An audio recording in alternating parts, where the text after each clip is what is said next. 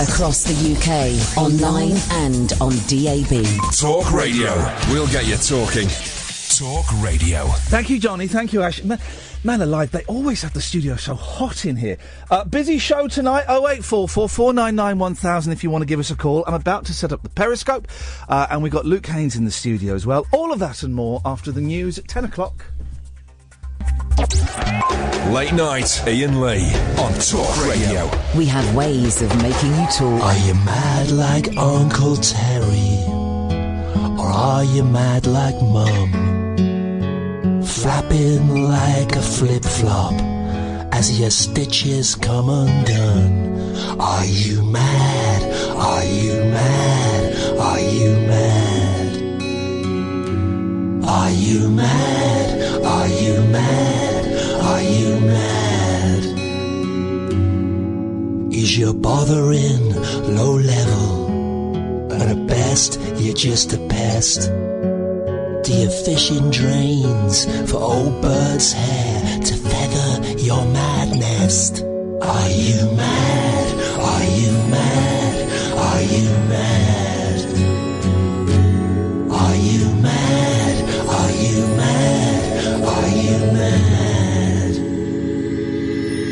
And I wonder who's winning the darts. Is it Eric or Bobby George?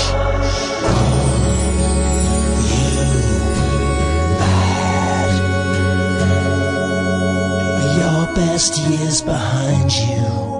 Do you shake like pots and pans? Have a rummage in the freezer, love. Are you freak of mad? Are you mad? Are you mad? Are you mad? Are you mad? Are you mad? Are you mad? Spaghetti hoops, spaghetti shapes, alphabet spaghetti. Are you mad? Now, I got a feeling it goes on. I've got a feeling you're not going to be hearing that too often on the radio. How many... I love that. I think it's brilliant. I've had that on a loop today. That's the family version of it, guys. How many other songs mention alphabet spaghetti? I don't think any do. Luke Haines wrote that, sang it. You're here in the studio. It's nice to meet you. I am here, yeah. This is from... Get a little bit closer to the mic. Okay, this is from the new album, Smash the System. Now, normally when people come on, I try and avoid the greatest hits, but I feel I have to do a little bit of shorthand for some people that might not. There's only one, so it's quite, we can be quite quick on the greatest hit. It's Black Box Recorder, Facts of Life. That was the big hit single. Yeah. But you've done other stuff that people might be aware of. I mean, the Auteurs, of course. Yeah. Were a big band. The Facts of Life. I love the fact that it's a rip-off, and I say that with love. Yeah. Of Billy, Honey to the Bee. Well, yeah, it was Honey to the Bee, and it was also quite a large part of the All Saints Never Ever. Yeah, because those kind of records were quite big at that time. And John Moore, ex Jesus and Mary Chain, who he and I wrote all the Black Box Recorder songs. So we kind of very cynically listened to what was on the radio at that time. I mean, to give the full story was that we made an album called England Made Me, which was the first album, and our singer Sarah Nixie, we took her out of, I suppose, the workplace, and introduced her into rock and roll. And she's the perfect pop star. Oh, of course, yeah. She's great. Stunning she's fantastic. woman, amazing voice, just a perfect. Yeah. Great. I mean, great, and still a great friend of mine. Super smart, and also a great songwriter in her own right. So we kind of stole her, I suppose, from reality, and put her into unreality.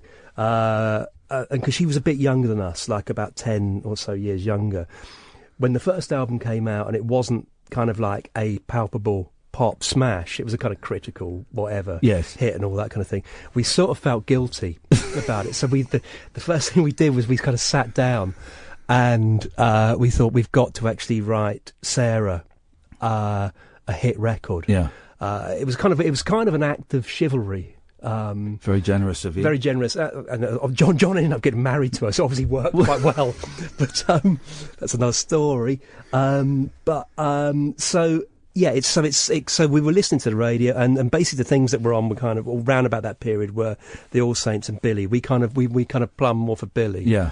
I think when the record came out, the NME really unhelpfully immediately alerted All Saints publishers. Oh, really? Yeah, with really Weasley. And yeah, did it get messy in the classic rock and roll way? No, it didn't. No, because we were smart enough that we weren't close enough. Right. Anyway. Okay. It was more kind of the sound. Yeah. Than the actual tune. I mean, the single we actually got Billy's producer in to do it anyway, to produce it. Clever. So, but now you can get done just for there was a song that got done recently. I can't remember who it was, but they got done for having the vibe of Marvin Gaye. It was Marvin Gaye and can't remember. Exactly. Yeah. But it was the vibe of Marvin Gaye. It wasn't even you've nicked the chords. It was just the vibe. Yeah.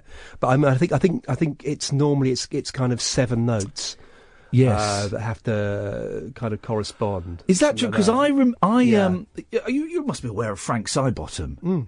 I was a big Frank Sidebottom fan, and he told me that was the thing. It was if you have 7 notes taken from a piece, that was copyright theft. But if you had 6, you could get away with it. And so he wrote this song that was the Star Wars theme, but was just the first 6 notes, and then it went off completely different, and he got around it that way. I was in a group with a friend of mine, Eddie Argos from Art Brut, and we did one BBC session. It was called the English Travelling Wilburys, and one of our members was actually Frank Sidebottom. Sadly, though, Frank got the day of the session wrong. But the plan was to record the end by the Doors with Frank Sidebottom. Oh wow! Which is I think that's a real shame. Yeah, that never happened. That would have been amazing. 11 minutes. Frank and Chris did quite often. I remember doing an interview with him on another radio station, and he turned up just as we were finishing the show because he said, "Oh, my coach was late." Yeah, but then he stayed in character as Frank for an hour afterwards, and was a joy. Now, listen, I first became aware of you because you've written 2 brilliant books. I like reading about rock and roll. I like reading biographies and autobiographies, and I like reading rock and roll books. And you've written 2 brilliant books. And I said in the lift when we came up, but I'm terrified of you. It turns out you're delightful in real life. Of course. You're charming, of course, and you're a very down-to-earth gentleman. But in those books, it's no holds barred. They're vicious. Okay. Yeah, they are. I mean, okay. Well, there's kind of a lot to say about those books. I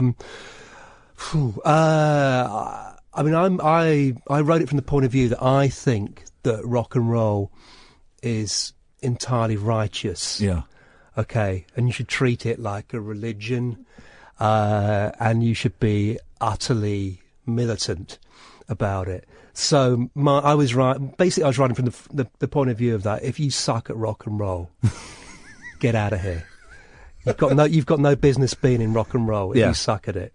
All right, that's where it's coming from. And in defence as well. In the introduction, what's the first one called? Bad Vibes. Bad Vibes. Bad Vibes. Yes. In the introduction, you do say, "I am writing this from the voice of the 20-something man absolutely. that I was, the arrogant swagger." Oh, yeah. They are brilliant books. They are hilarious books, and it's really interesting to see, it treated in that way. The auteurs, they were going to be massive, weren't they? Or were they not? Were they not? Do you look back at it differently? I never really thought we were. I mean, I was from the world of. I was putting out records in the 80s. I was in a band called The Servants, which were kind of part of very loosely, broadly, part of the whole kind of C86 thing. And in those days, people had an ambition to sell like 500 records. Yeah. And that wasn't a low ambition. Yeah. People had kind of quite high artistic ambitions, but that was the reality. Guitar bands weren't signed to major labels. So when I made my first album as The Auteurs, which was the first kind of songs I wrote, because I wasn't the songwriter of my first band, I just thought that, a record would come out. And I was amazed when suddenly Virgin Records, sort of by the 3rd gig, we kind of had a bidding war going on. And it was just like, what? It was, I was going to say surreal. I hate that. I didn't say surreal. Wind back. But it was just, it was unreal rather than surreal. Yes. And there was this kind of bidding war between sort of like 3 or 4 major labels, and my aim was really just to put a single out. I had a song called Showgirl, which I thought was pretty good, and I thought that could be quite a good single. At the time I was 25, and I was sort of thinking I was getting a bit old for rock and roll, you know. Which obviously at this point is kind of ludicrous. Look at us, about 2 old men, harking back to the old days. Oh yeah. But it's you were kind of the auteurs. You were kind of around at the time of. Well, I'm going to say Cooler Shaker. I've got a friend who tours with Cooler. He's the Cooler Shaker drum tech, and they're still going. I'm sure they're lovely fellas.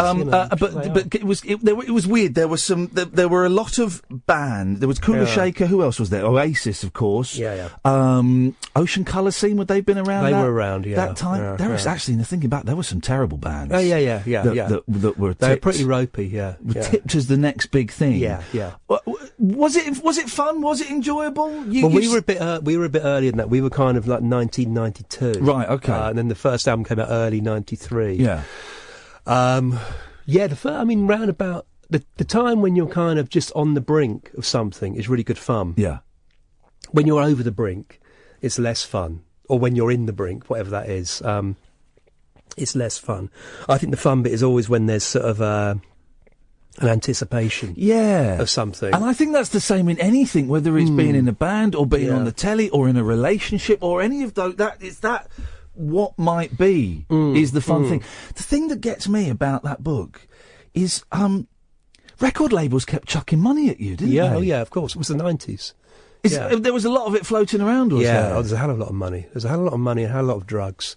There was a lot of everything. Yeah. I mean, my record label, Heart, who were part of Virgin, I think at one point one of the bands they had on the label was The Verve, and amazingly I remained on the label for 10 years, basically because the A&R guy was a big fan of mine, and we sort of, between us, we kind of hid me from the accountants, and as long as The Verve had hits, it didn't really matter, and as long as Smashing Pumpkins had hits, it was okay. But there was a point, I think, after The Verve had that album, the one with Bittersweet Symphony on, when the record label started investing in Formula One. It's like it was like sort of like cocaine, cocaine and sort of like 6-figure amounts weren't big enough. Let's go Formula One. But was he called Dave, the bloke who liked David Boyd? Yeah, a lovely man. There's a brilliant bit. It might be in the second book where he calls you in and he says, "We've got to let you go." Yeah. And by the end of the meeting, though, you've persuaded him to give you something like 40 grand. 70, yeah. 70 grand to do one last hurrah. Yeah. Well, it was between us. It wasn't entirely me. Okay. But we had this meeting, and there was a bit of, this is absolutely true, there was a waste paper basket. Yeah. And there was a bit of paper in it, because this was like 2002 or something, so paper was we still had paper. Yes. Basically. And there was a bit of paper, and I could see the word, it was crumpled up, but I could see the words, auteurs re-termination of contract, screwed up in the bin. And I was looking at this, and we're having this meeting, and we sort of, between the two of us, we managed to talk each other round into this idea that we can.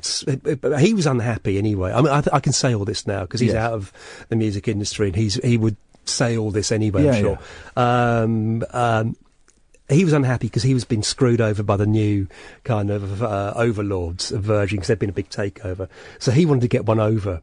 So we concocted this scheme where basically we'd kind of re-record a bit of back catalogue, right? And he'd give me kind of 70 grand. It was almost like a golden handshake. Fantastic! It's great. Yeah. And that could never happen now because there's no money in records, is there? No, not at all. And people aren't. And he was he was just kind of a particularly kind of cavalier guy, and he protected he protected his artists. Yeah. And it was sort of more, he was one of those, he was kind of old school or new school, I guess, I don't know, whatever. But his whole thing was he was on the side of the artist, so he was making sure that he was like, he knew he was kicking me off the label, but he was making sure I got a wad of money. See, that's wonderful. Yeah, it's great, yeah. Wonderful. Listen, we're going to take a break. 0844 499 1000. This is Talk Radio. Across the UK, online and on DAB. Late night, Iain Lee on Talk Radio. We have ways of making you talk. People round here don't like to talk about it. Presumed dead. Unsolved child murder since they dragged the lake. You know they sealed our fate. Cordoned off some woodland, gave a photo to a psychic. Presumed dead. Unsolved child murder.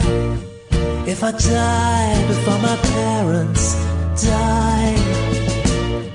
If I die before my parents die. Or hate mail through the door. Didn't know that Sundays could be useful after all. People can be cruel and spineless. Hung around your house, waiting for your mother. Rachel says she's married to a doctor, presumed dead. Unsolved child murder. If I die before my parents die. If I die before my parents die. Better move on with the good stuff. Better move on right away. Start this town and people's pity. Let's get on with the nitty gritty. Listen, Dad. Unsolved child murder. I believe in ESP. When you're dealing with a common thief, headline shriek. He's been missing 2 weeks, Rachel says. When they find him, we can cure him. We can make him better, raise him from the dead. Unsolved child murder, raise him from the dead. Now, raise him from the dead. you'll be pleased to know that the way, Luke Haines, that my iTunes is configured, Unsolved Child Murder, it follows on from my Archie's Greatest Hits. Yeah, well, it would do, yeah. It's a nice kind of different world. It's all kind of bubblegum. You've never... I know, so you never look... You make I get the impression that you make things difficult for yourself. Do you know what I mean? For example, having a song called Unsolved Child Murder, which is obviously a pop classic, and, you know, some of the other... I mean, after the Facts of Life with Black Box Recorder, you kind of scuppered that, didn't you, by releasing a song that wasn't the obvious pop follow-up? Well, I don't know. I mean, I think Black Box Recorder got kind of... The album afterwards kind of got scuppered in a slightly boring legal thing. Right, okay, it's one of them. Yeah, it didn't come out for like a year, until a year after it was recorded or something like that.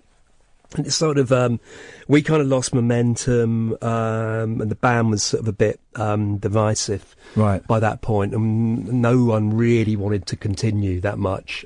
What's that like when you're kind of in the machine? And well, we weren't in the machine. It was, I mean, we had a choice. You know, we could have walked or not. Yeah. But we sort of took the kind of slightly grown up choice. Well, we're just going to see this through. Yeah. It was fine. You know, it was all. I mean, it wasn't. I can't make it actually any more interesting. It was. It's just a bit boring. Come on, give us the drugs and the fighting. There weren't too many drugs at that point. It was just like a bit of a boring legal to do going on. It wasn't anything to do with us. It was to do with like another label and tax man. And so we were kind of we were part of a kind of whatever in the receiver's shelf or whatever it is, and we just had to wait until someone else sorted it out. So that's sort of what happened there. But I wasn't, to be honest anyway, I wasn't... after we had the hit with Black Box Recorder, I wasn't actually that bothered about it anymore. Do you get bored quite easily? Yeah. This is what... Because there's so many bands, so many different projects, so many... offshoots and Bardamine off and all these little...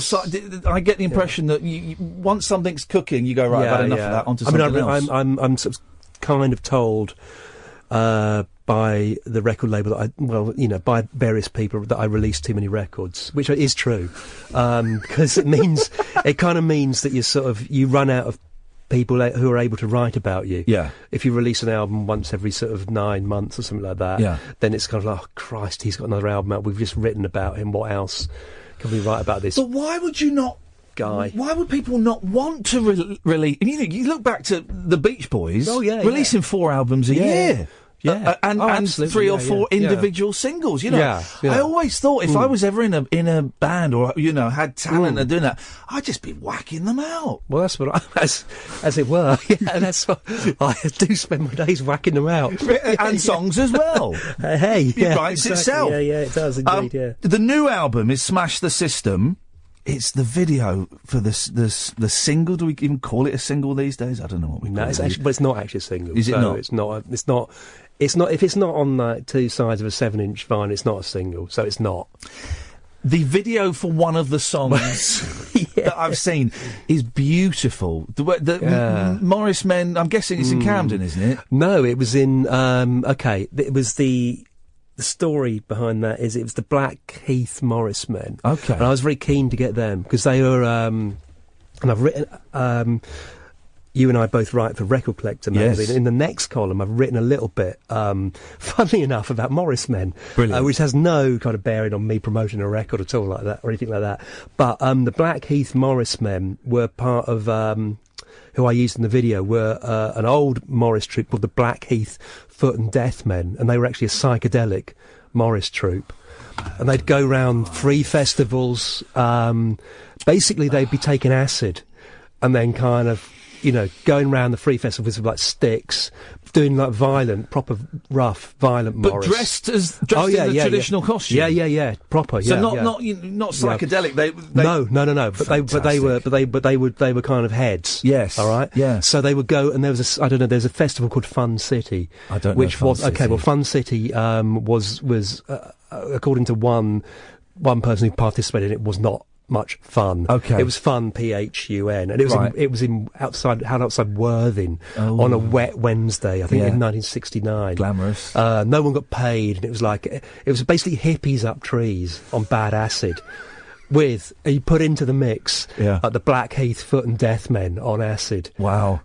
So imagine, you've got some like Morris dancer and you're on a bad trip coming up to you. That was the Blackheath. So that's why I got the Blackheath. The 60s weren't as glamorous as we're led to believe in the rock and roll years. No, I think there's the whole thing about, Altamont in the end of the 60s or the Manson murders. I reckon it was like Fun City.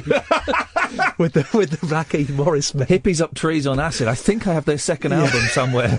I'm sure. But so the Morris Men I use were the kind of the scion, the heirs to the Blackheath Foot and Death Men. I think there was like a couple of the older guys sort of like were part of the kind of crossover. Yeah. Okay. It's very mythical, the Foot and Death Men. I mean, no one's quite sure about it. Even some of the Blackheath guys were kind of, well, we've heard of this. Wow. The video's terrifying. Yeah. I mean, it's bleak. And it's weird because bits of it look joyous, but then it's you with a gas mask on. Is that you? Yeah, it was me. Yeah. That was the kind of the idea of the Morris Men had a fool. Right. Who'd wear, whatever, like a fox's head or something like that. So we took a modern kind of idea and just like a gas mask. And the fool would normally like be hitting people with like a pig's bladder. Yeah, of course, something like that, but this was, and so it was shot around the East End, around Bow. Oh, okay. I assumed it was Camden for some reason. No. The gas mask is one of the most... have you seen Threads? I have, yeah. Oh man, alive! Yeah. For some reason, and I feel bad for mentioning it, but Threads is a constant thread on this show, and people keep coming back and going, "Oh, I heard you mention this film called Threads the other day. I thought I'd watch it, and now I want to kill myself." Yes, yeah. And for me, it's the image of the traffic wardens with the gas masks on, and it's just, it's an horrific image. Yeah. Drawn to the song, of course, because it mentions the Monkees. I'm obsessed with the Monkees. I kind of get the vibe that you are. As well. But I am, yeah. Why? I think it's to do with many years ago. I mean, I used to kind of be a big fan of the Beatles, but then I had enough of the Beatles. And I don't really consider. I mean, culturally and all of that, blah blah blah. Yeah, of course the Beatles are important. You'd have to be an idiot to deny that. But I kind of go with the idea that the Monkees are sort of, they're the kind of thinking man's Beatles for me. Luke's coming on every week, guys. Yeah. This is at last, someone agreeing with me. But they had, they didn't just have like Lennon and McCartney. They had the equal songwriters, but the best of them. Yeah. Goffin and King, Neil Diamond, and then they rose to the occasion, and the shows in this and that weird thing. I mean, I kind of love the fact that they came when they did the album, the recent album, Good Times. Yeah. That Mickey Dolenz has completely kind of grasped this thing about. Yeah, but we were never a group, so we can do it. And one of us is dead. Yeah. So who cares? Yeah. We can do what we like. And he completely kind of grasped that early on, and they all did.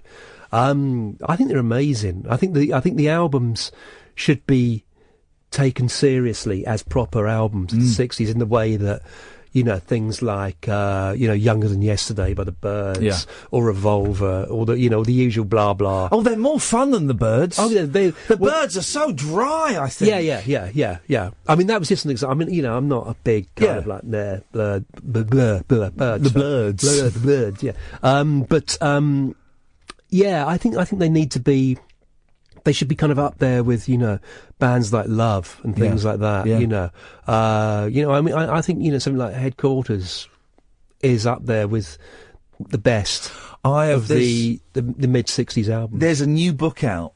And people get annoyed because I bang on about the Monkees all the time. Indulge me for it. There's a new book out that dissects Head. Just takes it, tears it apart and analyses it and gives it the respect that it's due as this massive, well, it's not massive, but this cultural movie, this suicide note from the biggest pop band at the time. They killed themselves literally and metaphorically on screen. With that movie. Yeah. And your review of the new album was brilliant. It's something along the lines of, there was a chance they could have effed this up spectacularly. The Monkees do not eff up this album. This is a completely un-effed up album. It's just a joy to read. But I think they kind of stuck to their original ideas of. Again, they had the best songwriters apart from Noel Gallagher, obviously. The most unpsychedelic man in Britain, you describe him as. I think whatever you think of me and whatever you think of Noel, I think we've got to agree on that. I never got Oasis. Well, no, I kind of got them on the first album. What I didn't get was the sort of media reaction to them. I kind of get the idea that they were a sort of people's band, but then I thought there should have been a bit of a kind of like, rather than the media consensus just being, they're the people's band. Yeah. Let's all kind of like kiss ass. Yeah. Kiss ass. I didn't mean to say ass. I know what's going on there, man. Yeah, terrible. Yeah. You've said surreal. You've kissed Jesus ass. Christ, you've changed, Haynes. You're not the guy that wrote those books. Bloody hell! Oasis was. I remember at the time thinking, yeah, it's all right. I like She's Electric. I think that's a brilliant little pop song. The rest of it, it's like, it's all right. I like the one I liked. The one I really liked is the one. It was a B-side. It was called Round Our Way. I don't know. But it's called Round, and it's Round Our Way, A-R-E way, which I didn't mind. The lack of because I don't care about that. Almost Slade. But it had the line round our way, birds are singing. Round our way, birds are minging, which I thought was great. And that's what I thought when Noel kind of tries to write his sort of ponderous stuff, his ponderous, like useless kind of like 4 and 20, 4 and 20, whatever, da-da-da's, you just go back to that. Just have a listen to that, and that's what it's about. Nat has tweeted, Luke Haines is a legend. I can't phone in because I would be starstruck. I thought he was going to say I'd be sick. No, people who enjoy it. Okay. 0844 499 1000. I'm Iain Lee. This is Talk Radio. Late night conversation worth losing sleep over. Iain Lee. On air and off the leash. On Talk Radio. We have ways of making you talk. We're just geeking off. I've given Luke Haines the Mickey Dolenz album that I put out. It's, the first couple of songs I think, are quite experimental and quite odd. Because he was the first ever Moog synthesizer in pop music was on a Monkees record. And it's pronounced Moog, not Moog. I always feel Moog, weird saying Moog. I hate saying that. Well, I've been sort of like, almost taken out and taken outside by synth heads, metaphorically. Really? That wouldn't happen, obviously, but of course. for mispronouncing. Do you say Moog? I would naturally say Moog. I don't like saying Moog. I don't like saying Moog. It is Moog, though. Yeah. I don't like saying it, but I don't like to say I it. just was worried that you pick me up, and if you don't, one of these people listening will pick me up. I've just said ass, so That's true. This has been a very surreal first hour of the show. It's got to be said. This is your new record. Is it on record at all? Does it come out to you? It is on vinyl. Yeah, brilliant. Yeah. I think the vinyl's out in November. It's on red vinyl. Oh, it's on Cherry Red Records. They're a brilliant label, aren't fantastic. they? Yeah, they're great. If you're bored one afternoon, guys, go on the Cherry Red website and just scroll through the stuff they've got. They do every. I mean, of the new. What I love about Cherry Red, apart from all the reissues, and I say this with with love in my heart because they know that I love them. But the current roster, I think, features me, The Fall, Van der Graaf Generator, and the 3 Degrees. Wow. And that's a roster. That is, I mean, imagine... This is of the new albums, the new artists. Imagine that festival. I was going to say, imagine that Christmas party. I would be there. Hey, you might be the only person I saw Patti Boulay the other day. Right. Do you remember Patti Boulay? Yeah, of course. Yeah, I don't remember what she did, but I remember her singing on, and I remember I was in Windsor and I saw a very glamorous black lady. Yeah. And I heard her say something in an American accent, and I jokingly said to myself, "Oh, that's Patti Boulay." Right. And then I saw the number plate of her car, and it was like boo. Yeah, that's it was good. Genuinely. Well, that's proper rock and roll. That is, that is classy. Yeah. That is classy. Yeah, absolutely. So the new album is out now. It's out on Friday. It's out on Friday. Records are now released on Friday, which is surely it's Monday. No, they're now released on Friday. Yeah, it's the world's gone there. My friend Scott is just messaged, "I'm wetting my pants here. The Auteurs are one of the effing greatest bands ever." Well, thank you, Scott. The titles. I mean, we played "Are You Mad" from this, which I just had me in hysterics today. I love humour in music. When it's done. Yeah. I don't know if it's meant to be funny. It might be a terrible story. It kind of is. Yeah. Bruce Lee, Roman Polanski, and me. Where's that coming from? Okay, that's kind of quite dark. It is quite dark. Yeah. It's about. Okay, so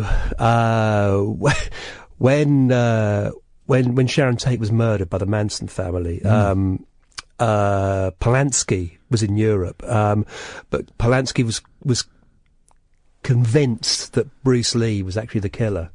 You are joking? No, I'm not. Is that true? This is absolutely true. Yeah, I never heard that. And he was. He basically went back to LA and became a private detective.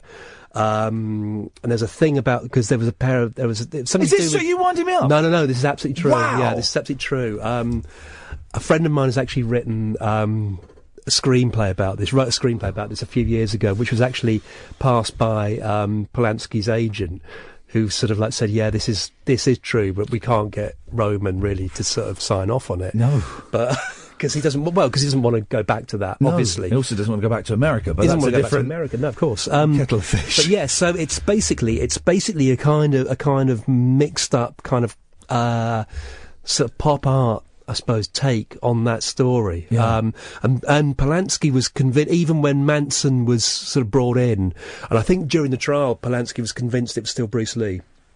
Because Bruce Lee was rumoured to have had an affair with Sharon Tate. Bruce Lee was my first ever obsession. Before I got into the Monkees or any of that, Bruce Lee when I was 11. My parents used to let me go and rent, like, really Bruce Lee films. They were X-rated. Fist of Fury. Fist of Fury's a grim film, you know, and The Big Boss as well, jeez. But that was really big when you were a kid in the 70s. Those films were kind of like, have you seen?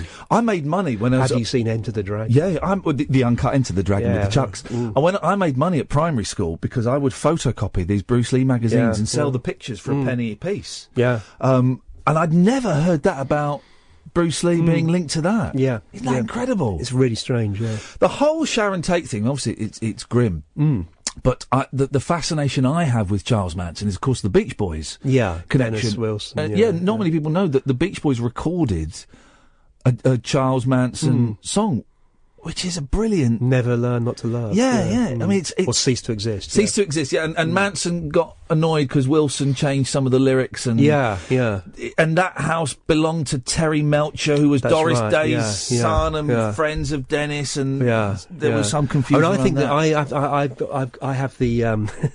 for many... Well, I had it when I was a teenager, and it's not something I revisit that often, but I had the Lie album, the Manson Lie album. Oh yeah, which I mean, it's kind of like corny, but I think some of the songs are pretty good on it. I mean, it's not something I'm not a big one for the whole kind of like, oh, Charlie, you know, the great Charlie and all that. I think he's like a twat. He was. Well, and that's putting it mildly. I don't think it's libelous to say that Charles Manson was a twat. But there was... I mean, if you listen to the demo of Cease to Exist or Never Learn Not to Love... It's not brilliant. No, but it needed... But I think he did some recording with Neil Young and stuff, because he was being... Dennis was taking him around and touting him around, saying, you've got to record the Wizard, as he was called. Neil Young wrote that song, Revolution Blues... Yeah, Revolution Blues. I don't know that one. It's on the beach. Okay. About Manson. Yeah. It's weird, and of course, and Dennis. I think that's part of where Dennis Wilson's problems came from, was the fact that he was terrified by the whole of the whole association with the Wizard, and you know, it's incredible story. Again, if we're giving you all this homework to do, dear listener, go off and research. Dennis Wilson and Charles Manson. Dennis Wilson just popped up at his house one day, and there's loads of girls there or something, That's and they right, said, we want to give you sex and drugs. And Dennis was kind of big for that. He was big for sex, big for drugs. He was, and he regretted that. It didn't go. 0844. Oh, here we go. Wow, Wow, Polanski thought Bruce Lee murdered Sharon Tate.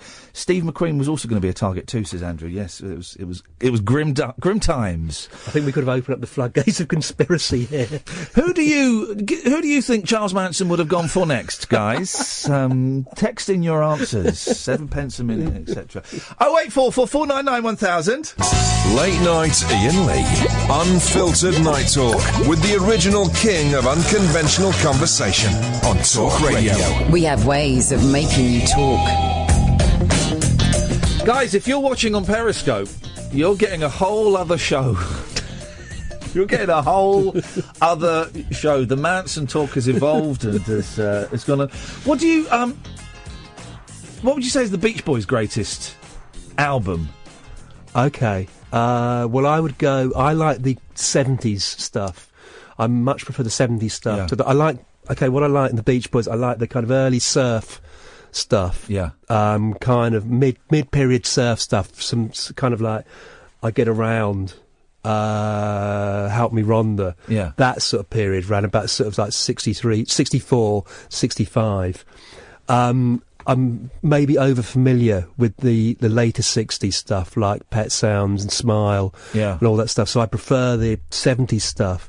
I mean, I suppose Surf's Up is the one from the 70s, but I have a soft spot for stuff like, I have a soft spot for the Light album.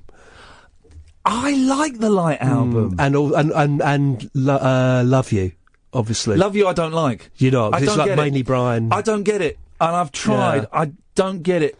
For me, the best Beach Boys album is Sunflower. Yeah, I think that's a masterpiece. Yeah. So, Sunflower is the Beach Boys' Pet Sounds, as far as I'm concerned. Okay, yeah. But LA is the one with, and occasionally, if we're low on calls, I will dip into the 12-minute disco version of Here Comes the Night. But it's also got stuff like Good Timing and things like that, which is great. Angel Come Home. Yeah. And Baby Blue, that's... It's a kind of great kind of... Obviously LA, but it's a great LA late 70s album. It feels like it's like the kind of cocaine is sort of settling. You know the story when because that was their first album for whatever it was, Warner Brothers. I don't know what it was the first one for a new label, and they'd been signed, even though they hadn't had a hit for years. Yeah, they got signed for like $10 million. Right. And they recorded the album, and the band and the head of the label sat down for a listening thing, and they played it. When it finished, the head of the label looked up and went, "Gentlemen, I think I've just been effed." Which is such a great story, I think, because it isn't... I think the Beach Boys are at the best when they're not chasing the hit, when they're doing kind of what their muse told them to do. I've got a soft spot for 80s Beach Boys as well, and I know that's a dirty word, but... Yeah, would that be like the MIU? Not that one. That's terrible. That's unlistenable. But no, it's got that song Diane. Really? It's also a great song. It's also got Hey Little Tomboy on there. Yeah. And you've heard the bootleg version where it's them talking over the top of it. I haven't quite gone down there. It's them in the instrumental. They're going, "Okay, now, right, that's it. You put on those hot pants. You shave those legs, yeah." And it really is. There was always a sort of a U-tree element to the Beach Boys. We have to say that. There really is. What are you doing? So you got this album is out. It's coming out soon. Smash the System, and it is a joy. It is what we would expect from a Luke Haines record. It is funny. It is dark. It is hard work in some places. I hope you take that in the way it's intended. It's not. Yeah, okay. It isn't. Some of the songs you've got to listen to them a couple of times for it to kind of click. There is also, hints of pop classics in there, Smash the System, and what was the other one that got me? Oh, Bomber Jacket. I mean, that's a fantastic song. Oh, thank you. Is it just about a bomber jacket? It's really simple. Yeah. You've got a gig on Saturday. Yeah. Tickets left for that? Any tickets? No. Is that gone? Gone. Okay. Yeah. What else is coming? What do you do? I kind of mainly make albums. I've got another album coming out. Right. In November. Yeah. And I can't say what it is. Wow. Yet. But it will be available to all, and it's not going to be anything pricey. It's going to be no more than that, a £5. Oh. And it's an actual album. It's not like a kind of download or anything like that. It's a CD. Gosh, look at you being all mysterious and playing the system. So I'm kind of, it's something I'm quite excited about. If you hadn't have been able to play the system as cleverly as you did, and there was a little bit of playing in the 90s with all the deals and things, what I make up from what I've read from the books and what I've read about you and the interviews I've read, what else would you have done? What was in an alternative dimension? What is Luke Haines doing? Well, this is an odd one, because I always sort of wanted to do. I was very sort of headstrong in what I wanted to do. And I always wanted to do things like write songs and, like play instruments and then paint and whatnot, and then write words and all this sort of stuff. So which is basically all I've done. And it's just stuff to kind of... It's just stuff to kind of almost to amuse me between, now and death, more than anything. Yeah. Rather than, it's not actually that serious, It is, but it isn't. Do you ever look back and look at envy at Liam Gallagher and Crispy and Mills? No. Who became huge stars.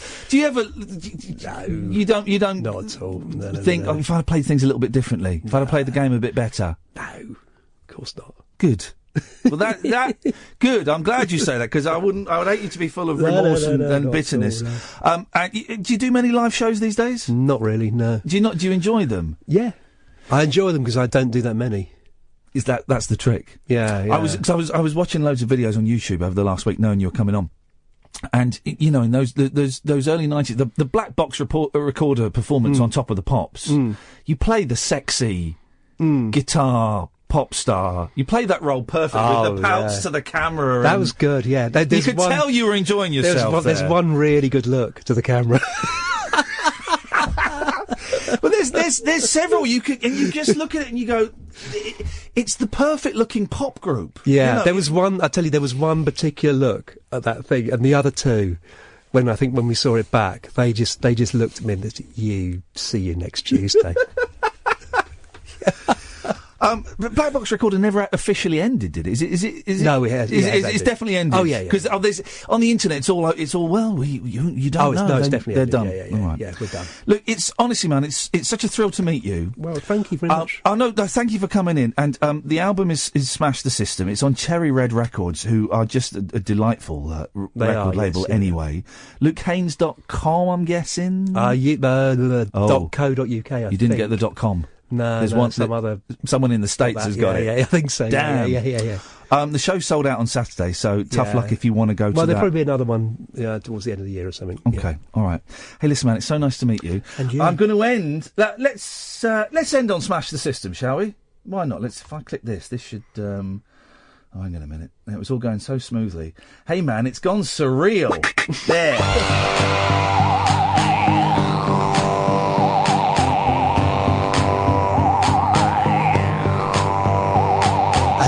In a jar in East Berlin, I was clinically depressed at the state I was in. Buddy in East Germany, playing by the wall. Buddy, over the wall. Oh, Ulrike Meinhof's brain is missing. Organic matter on the run. There's a hullabaloo in the Stasi HQ. Jürgen, call the surgeon. Ulrike Meinhof's brain has gone.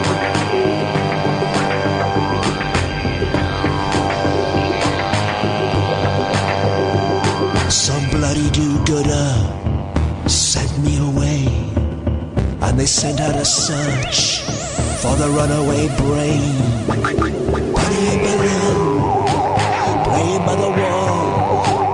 Buddy, over the wall. Ulrike Meinhof's brain is missing. Organic matter on the run.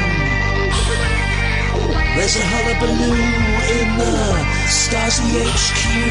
Jürgen, acting surgeon. Ulrike Meinhof's brain has gone.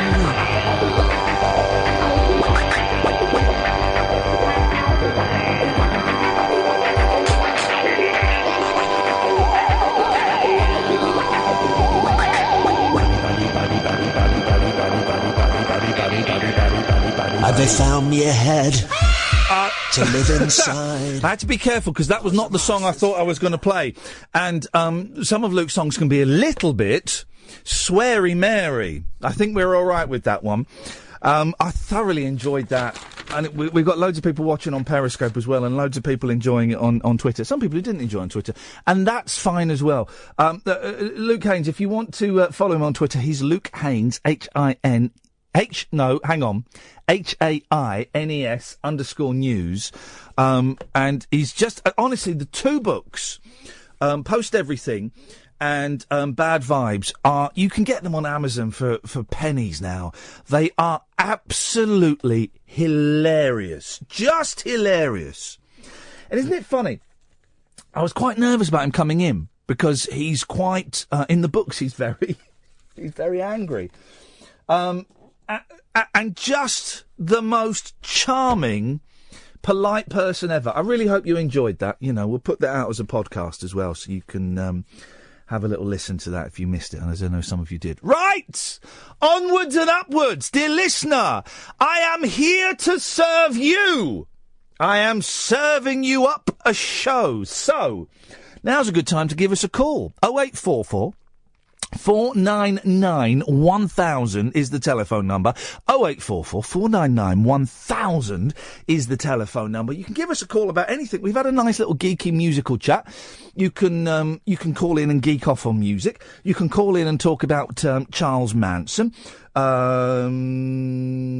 What else do you want to talk about? I mean, this is the thing. And I was trying to explain this to Luke, who has listened to the show before. He knows the show. His favourite call was when Katia called in to talk about Kansas, the rock group. He said that I was in hysterics listening to that.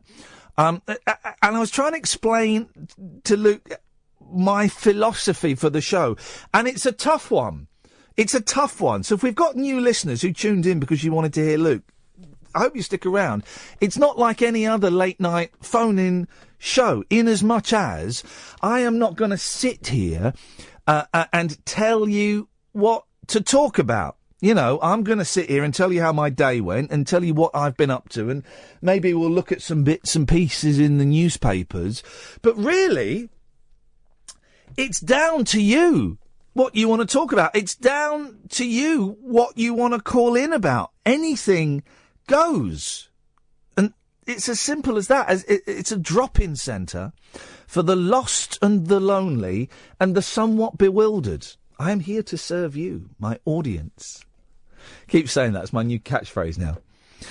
So, if you want to play, very, very simple. 0844 499 1000 is the telephone number. We call you back. You'll speak to either Catherine or Ed. They'll take your name, they'll take your number, and then they'll call you back. And that's it. That's the audition process. It's not any more complicated than that. And I haven't looked at the paper, so I don't know what's been going on in the world. Any other millionaires been robbed at gunpoint recently? I don't think so. The only thing I know that's going on in the world is the Conservative Party conference, which is boring.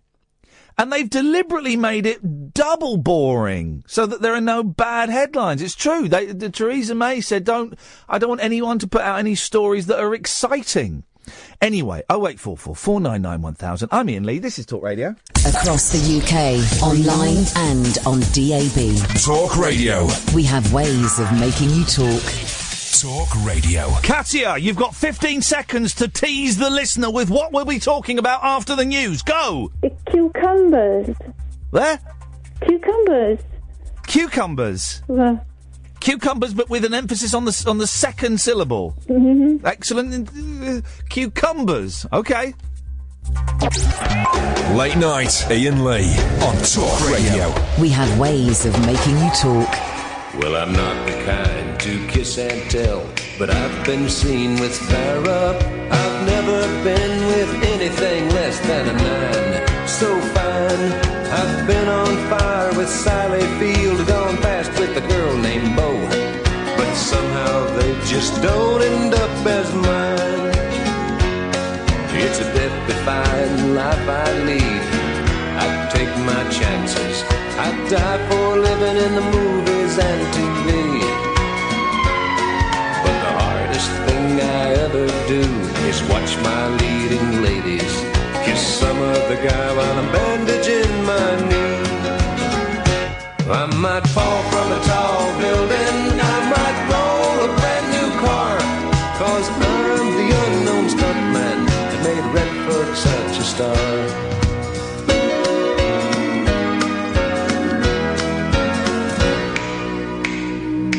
I've never spent much time in school, but I taught ladies plenty. It's true, I hire my body out for pay. Hey, hey, I've gotten burned over Cheryl Teague's, blown up for Raquel Welch. But when I wind up in the hay, it's only hay. Hey, hey, I might jump an open drawbridge or Tarzan from a vine, 'cause I'm the unknown stuntman that makes Eastwood look so fine.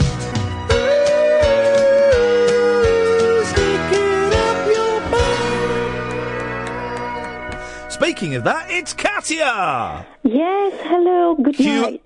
Hello, good night. Where are you going?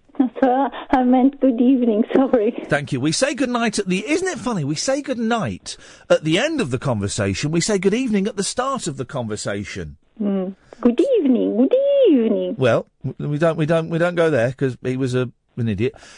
Cucumbers. Yes. Cucumbers. You got... It's like my friend who says Star Wars. No, he goes, hang on, Star Wars. Star Wars? Should we go and watch I would say, let's watch Star Wars. He would say, let's watch Star Wars. Yeah, let's watch Star Wars. Star Wars. Star Wars? How do you say cucumber? Well, I put the "b" at the end. I would say cucumber. Cucumber. Cucumber. So, da. Cucumber. And you go, da. Cucumber. You go, da. Cucumber. Okay. Let it enter my mind first. And let the cucumber enter your mind, Katia. Cucumber. So you've got access to listenership. I have got access to listenership, correct. And callership as well. Can you say, how would you say cucumber in French? Concombre. Concombre? Concombre? Concombre? Oui. Concombre. Catherine has typed on my screen, it's one of the hardest words for a Brit to pronounce. I think I'm saying it perfectly. Concombre? Concombre? Is that right? No. Concombre. Concombre? Concombre? Why are you rolling the R's? Because I'm French. I'm being a Frenchman. No. I'm also touching myself. Concombre? You don't roll the R's in French. The ladies do. They love to roll their R's. It's guttural. Concombre. Cucumber? Cucumber? Anyway. You want to buy cucumber for a donkey? Huh? Okay. Now you're being racist, Katia. And let me just say, the Iain Lee Show on Talk Radio, it may be a racist station, but it's certainly, we buck the trend on this show. We are the only non-racist show on Talk Radio. We don't. Home to friends, yes, I might be a white, middle-class, middle-aged man, but we are friends to nearly all colours and ethnicities. There are some, of course, for obvious reasons, we can't include under that umbrella. Yeah. But but most ethnicities, a significant portion of colours, and even a few of the sexual deviancies are welcome here. Of course, we have to have exceptions. That we have to have standards. So the cucumbers. Yeah, that's what I want to know. What? I want to know. What do they call them in America? They call them. No. They call what? Don't say no. I've not finished. Okay. They call them something else, don't they? I know you're thinking of eggplants. No, I'm not thinking of eggplants. When they mention cucumber in Home and Away and Neighbours, yeah, they call it something else. Courgette. I don't know. Let's hang on a minute. Pablo? Hip, hip, hip. We haven't got time for that. Oh. What do they call cucumber in Australia? Cucumber? That's not helpful to anyone, is it, Katia? I've put his microphone down. He's standing in the metaphorical corner until he's learnt his lesson. I'm doing this for the fans and the audience. I'm serving you.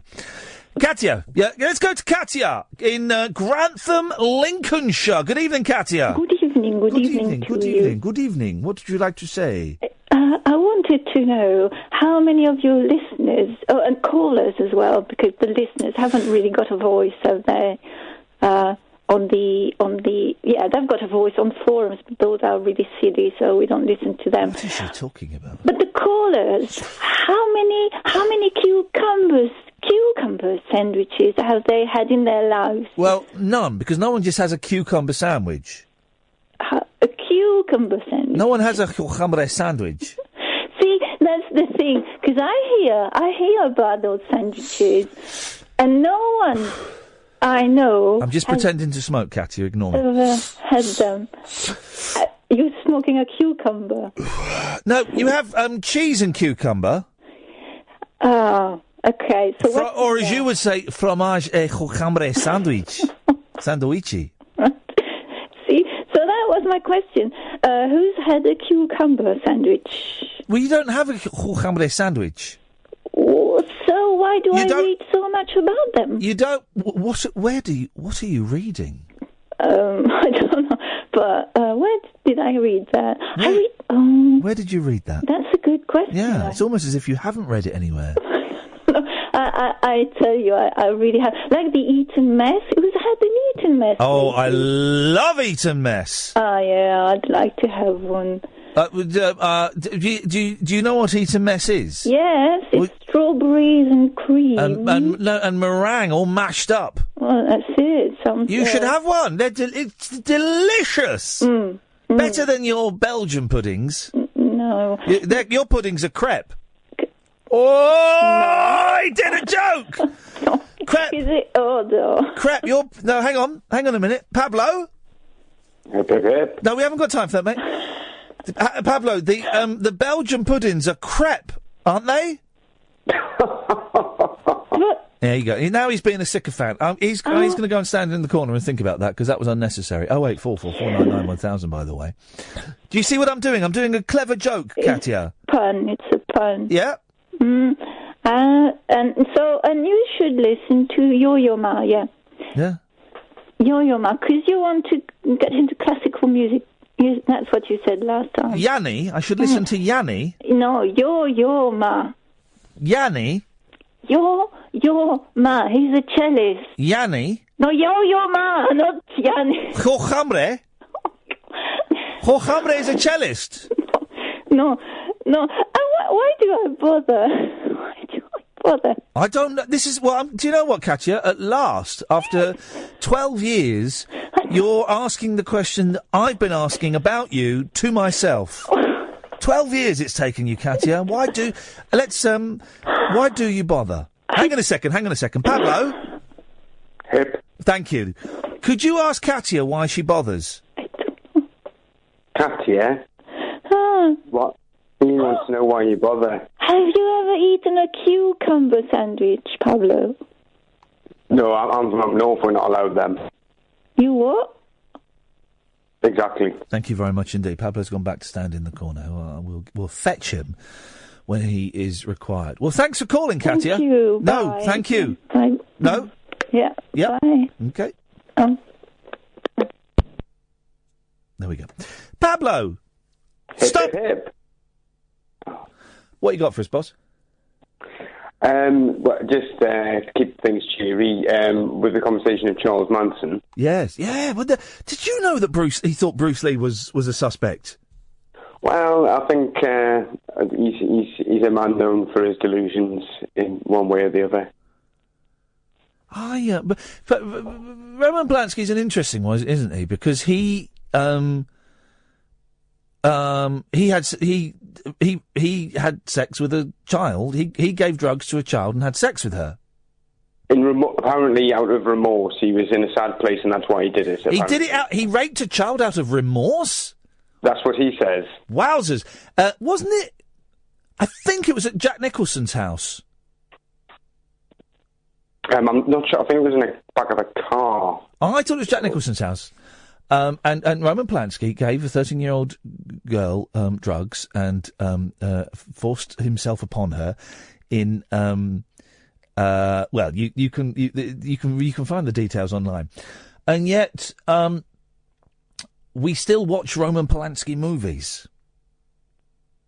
It's a tricky one. He's well, it's not. Living... Is it tricky? I mean, he lives in Europe now, doesn't he? So that in a country where they won't extradite him, and he did it, and I think he admits that he did it.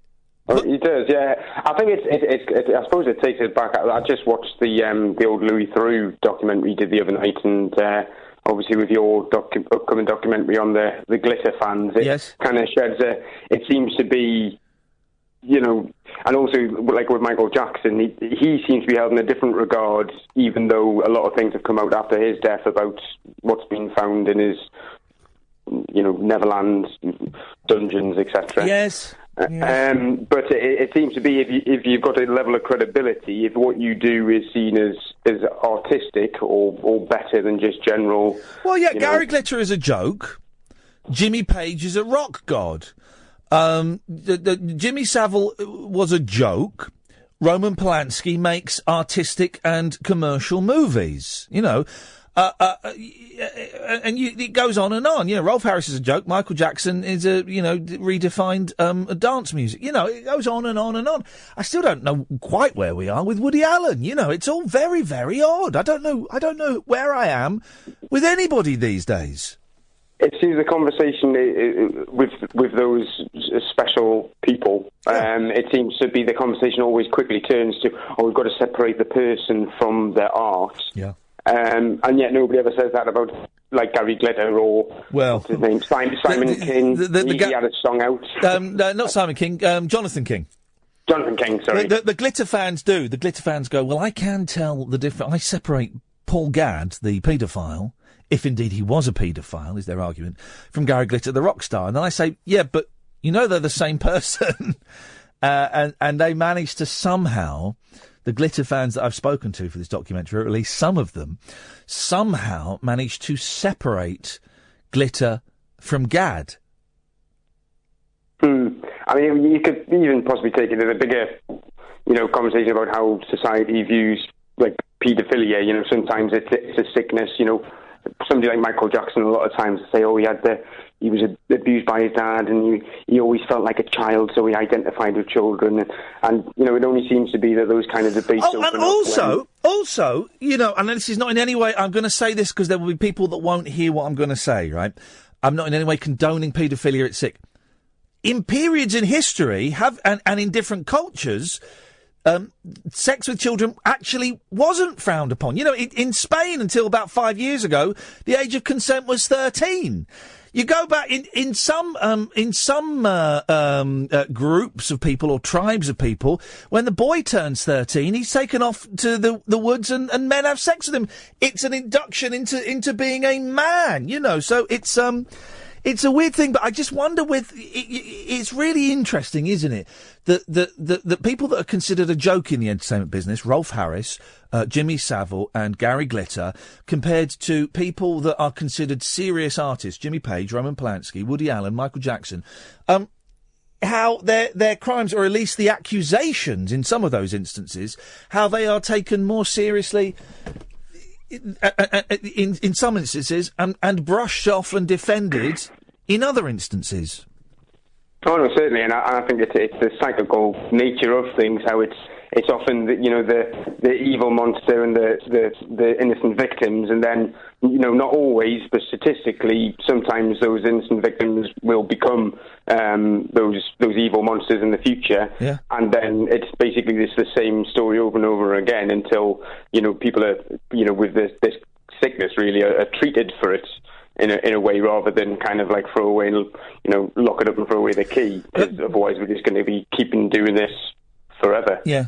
Well, I think I think it's easier to break the cycle now than perhaps it has been, in as much as that we talk about it more, whereas in the 70s and 80s we didn't talk about it. In the 70s and 80s it wasn't.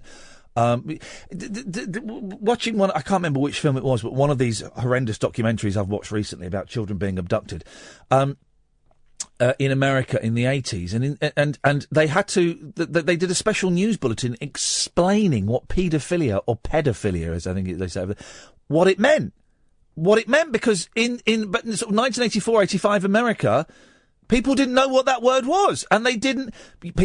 Grown-ups want to have sex with children? What? Really? They couldn't understand it. Yeah, at the same time, it was kind of seen as like freedom of the press. It was kind of seen as fringe. There was a lot of that was some of the stuff that was brought up in the papers. How they were trying to blame the extreme left for some publishing that they did in the 80s, which was. Well, then I was reading about that, the paedophile information exchange, PI. I wasn't really aware of it. I knew it popped up in a few stories.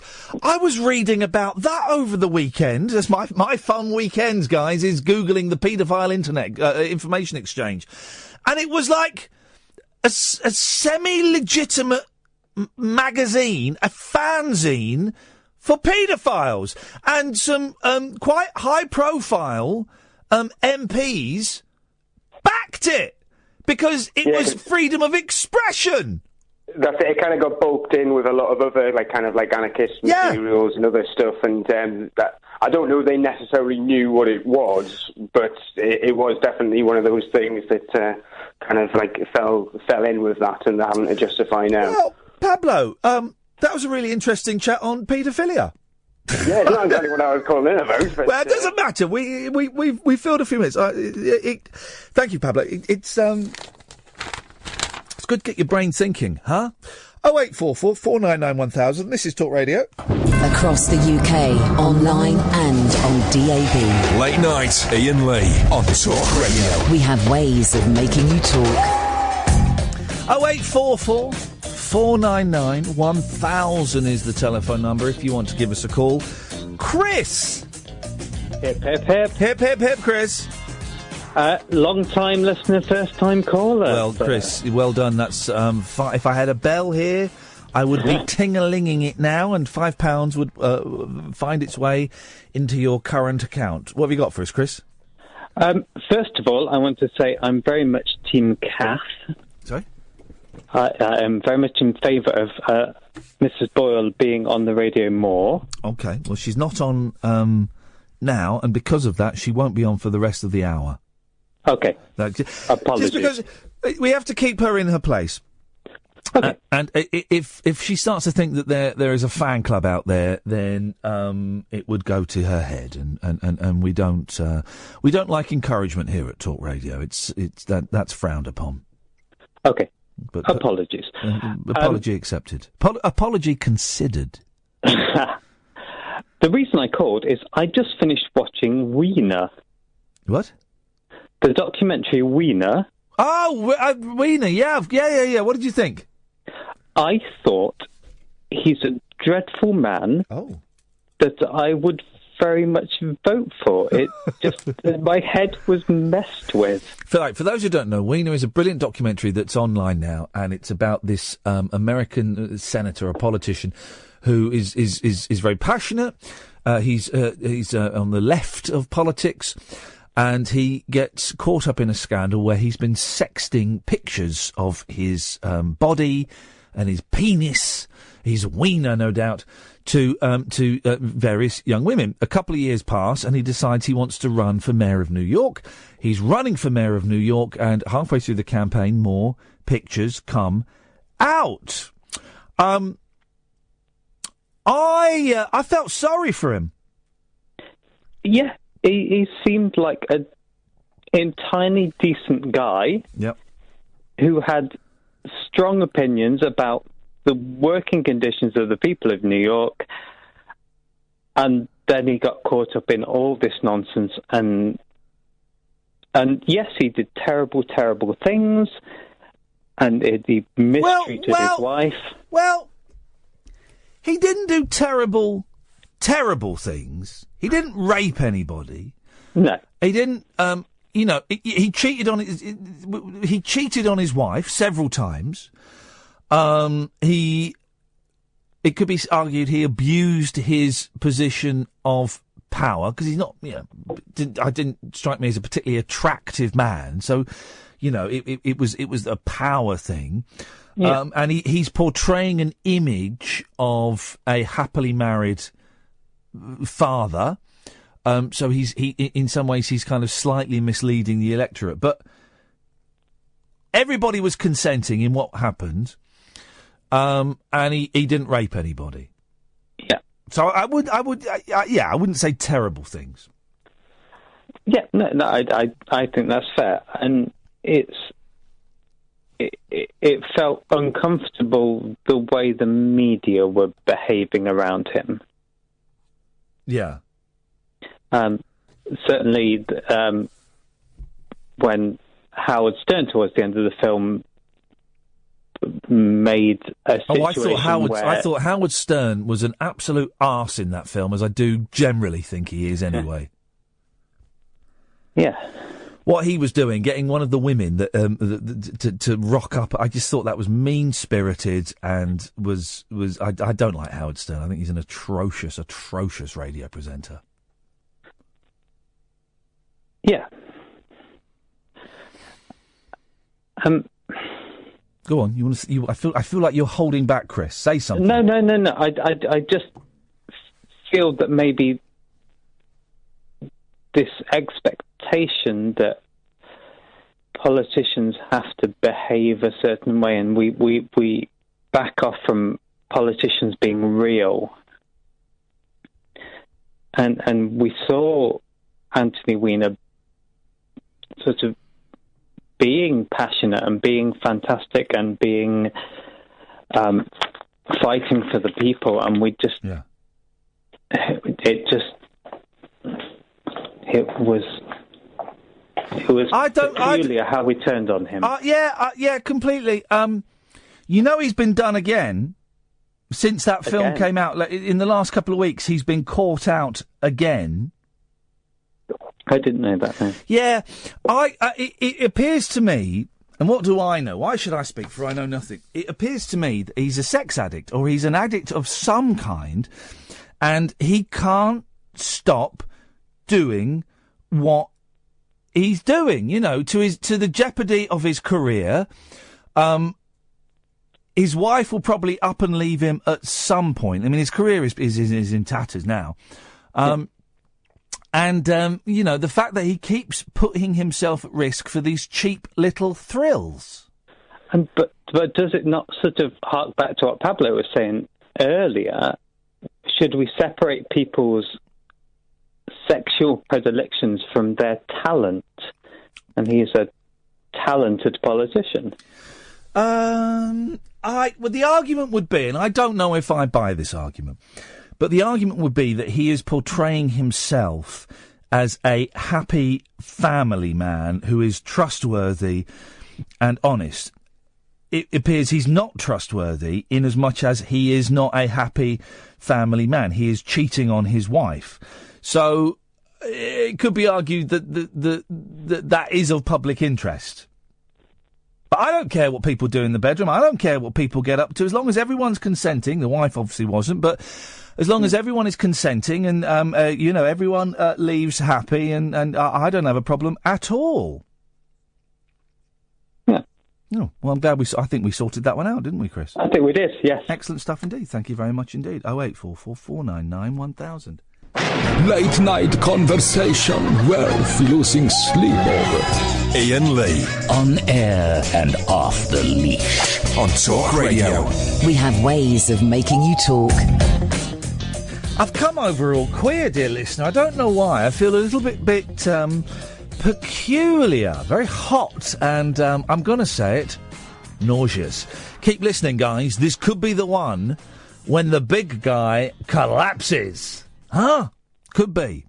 Or at least chucks up in a bucket. I've done that before on the radio when I was at another place. I had a terrible migraine and I threw up in a bucket. I feel terrible, Kath, all of a sudden.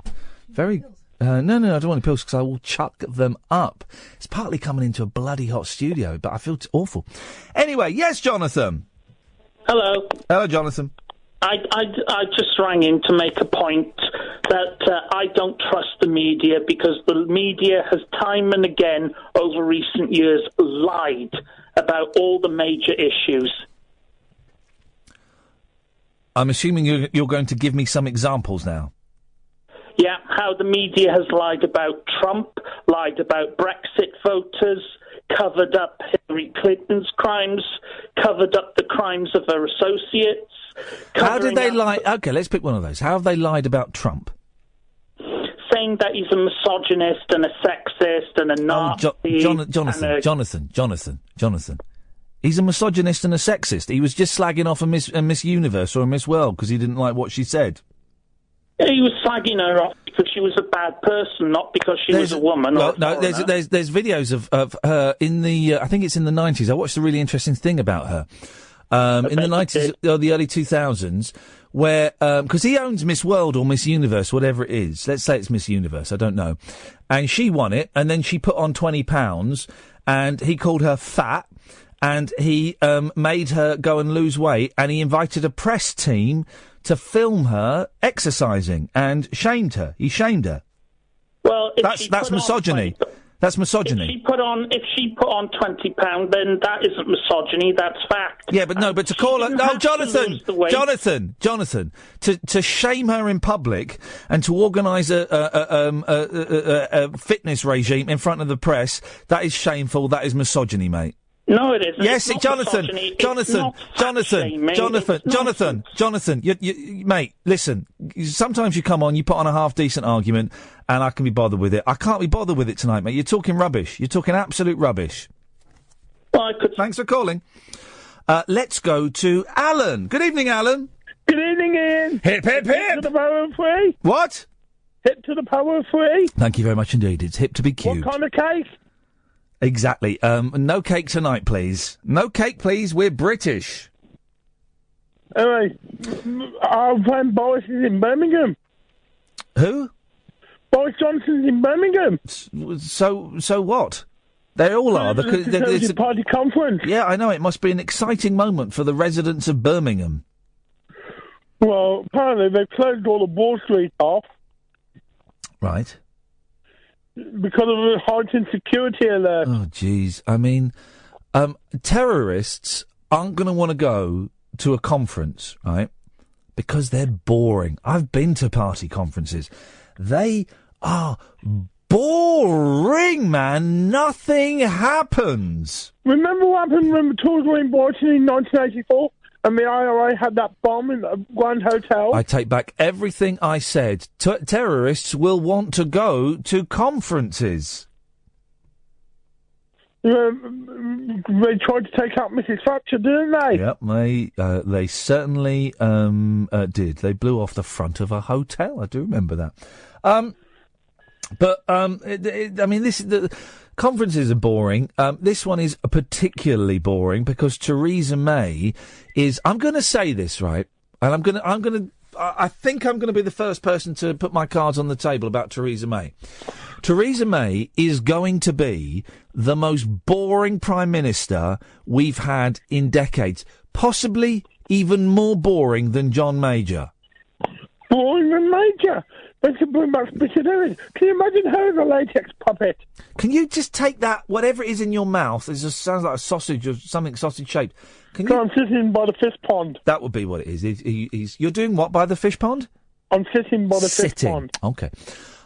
She really is a very dull person to listen to in interviews because she's very monotone and she talks in this one voice and it's all very one note and very controlled and measured. And also, she doesn't reveal anything. With David Cameron and with Thatcher and with Blair and with Gordon Brown, they would say stuff. But she doesn't reveal. Brexit means Brexit. I'm not going to reveal anything. I'm not worried about the pound going to its lowest in years. She's just boring, man.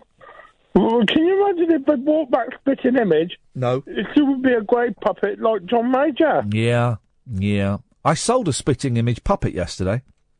Oh, yeah, which one? Mickey Dolenz of the Monkeys. I had to meet a man round the back of Waterloo, and this man came up to me, gave me 50 quid, and I gave him a spitting image head. It was very, very surreal moment.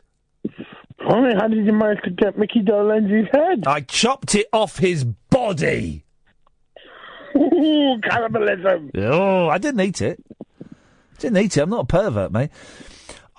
If push came to shove, Alan, yeah? I would kill you, and I would feast on you. What would you have first? Your buttocks. I thought the stomach, because there's plenty of fat on the stomach. I don't want the fat, I want the meat. I want the flesh, and I bet you got very fleshy buttocks. What part of me would you put in your mouth first?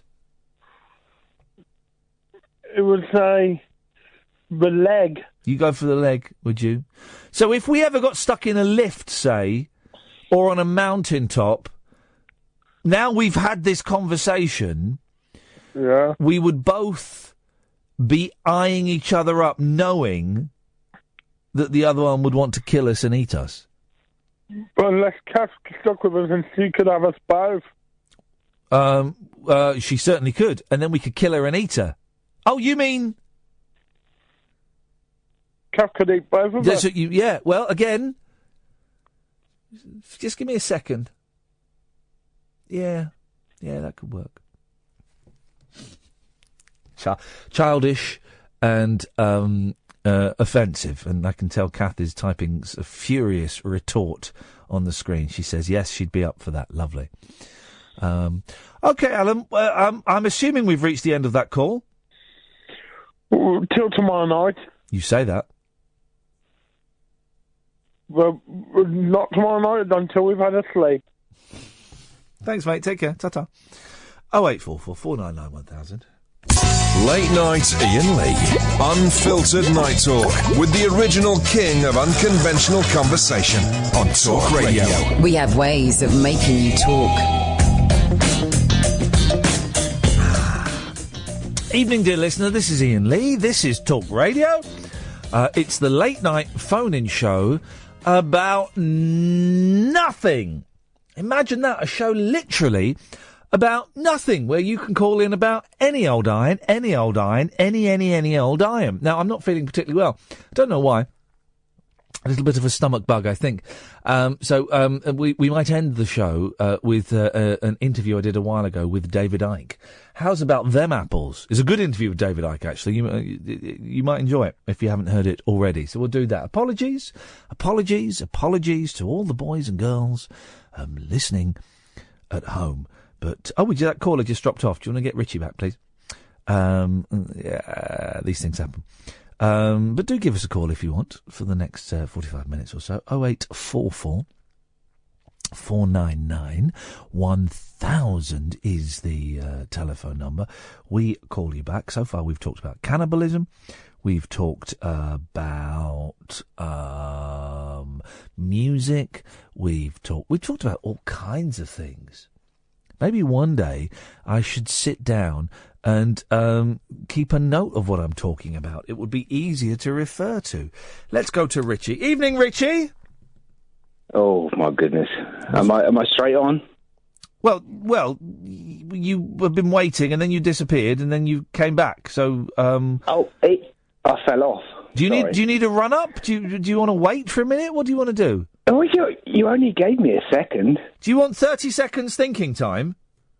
No, I don't need any time thinking. I can give you 30 seconds if you want. Hang on a minute. You're not ready. Go for That's it. unfair. 30 seconds. Just catch your breath. Here we go. Lovely.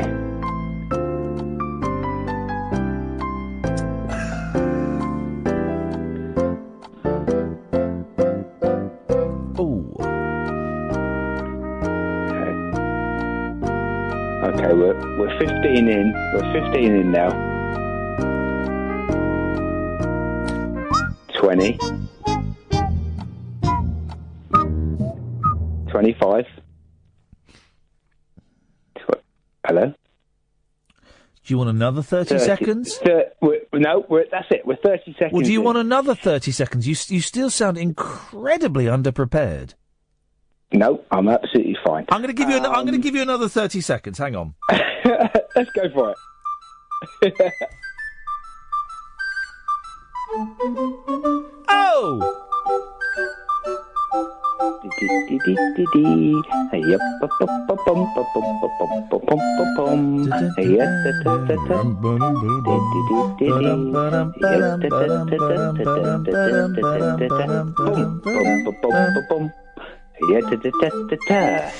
Here's a thing. I'm not really interested in the news. I think the news is overrated. And I forgot this because Luke Haines and I were chatting, but we both laughed when we heard the news at 10 o'clock that the woman, the lady, I don't even know her name. She was in the job for such a brief period. The lady that was in charge of UKIP has stepped down after being the leader of UKIP for 2.5 weeks.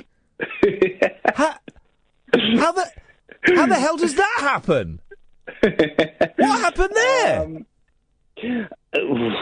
Blimey, UKIP, really? Really? The 2 United weeks. Kingdom Independence Party. Farage stepped down. They didn't let the black man go put his name. Do you ever? I can't remember his name. It's Stephen. Steady. No. He's black. He's mixed race. But there was a big furore that apparently he was Stephen something. Someone will tell me his name. He was 17 minutes late. Entering his application to be leader of UKIP, and they went, no, you're too late. And everyone's going, my goodness, mate. Is it because he's black? They go, no, we're not racist, but we're not letting the black man. No, he was 17 minutes late. No, we're not allowing that. And he was clearly the best candidate for the job. Clearly the best candidate for the job. I'd interviewed him once, actually. Really nice bloke, apart from the fact he's in UKIP. And they said, no. And then the lady won it. And then 2.5 weeks later, she stepped down. Let your conspiracy theories start now. Right. So UKIP, yes, were supposed to be the thing that we're all wanting, wasn't it? We all wanted. We weren't all wanting UKIP to. Hang on. Well, no. No. Not me, not you. Well, but all of us apart from us. The country wanted England to be English. Well, isn't it? Isn't it Is just that right? the UK Otherwise English Party? We wanted to be united as an English people. Is that right? Otherwise, we wouldn't have voted for it, Ian, would we? Why did you call in, Richie? Well, because I wanted to talk to you a little bit about UKIP.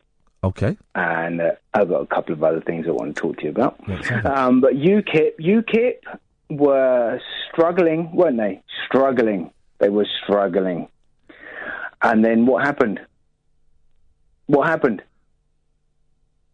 Everybody, or 50% of the country, voted to be independent of Europe, didn't they? Yes.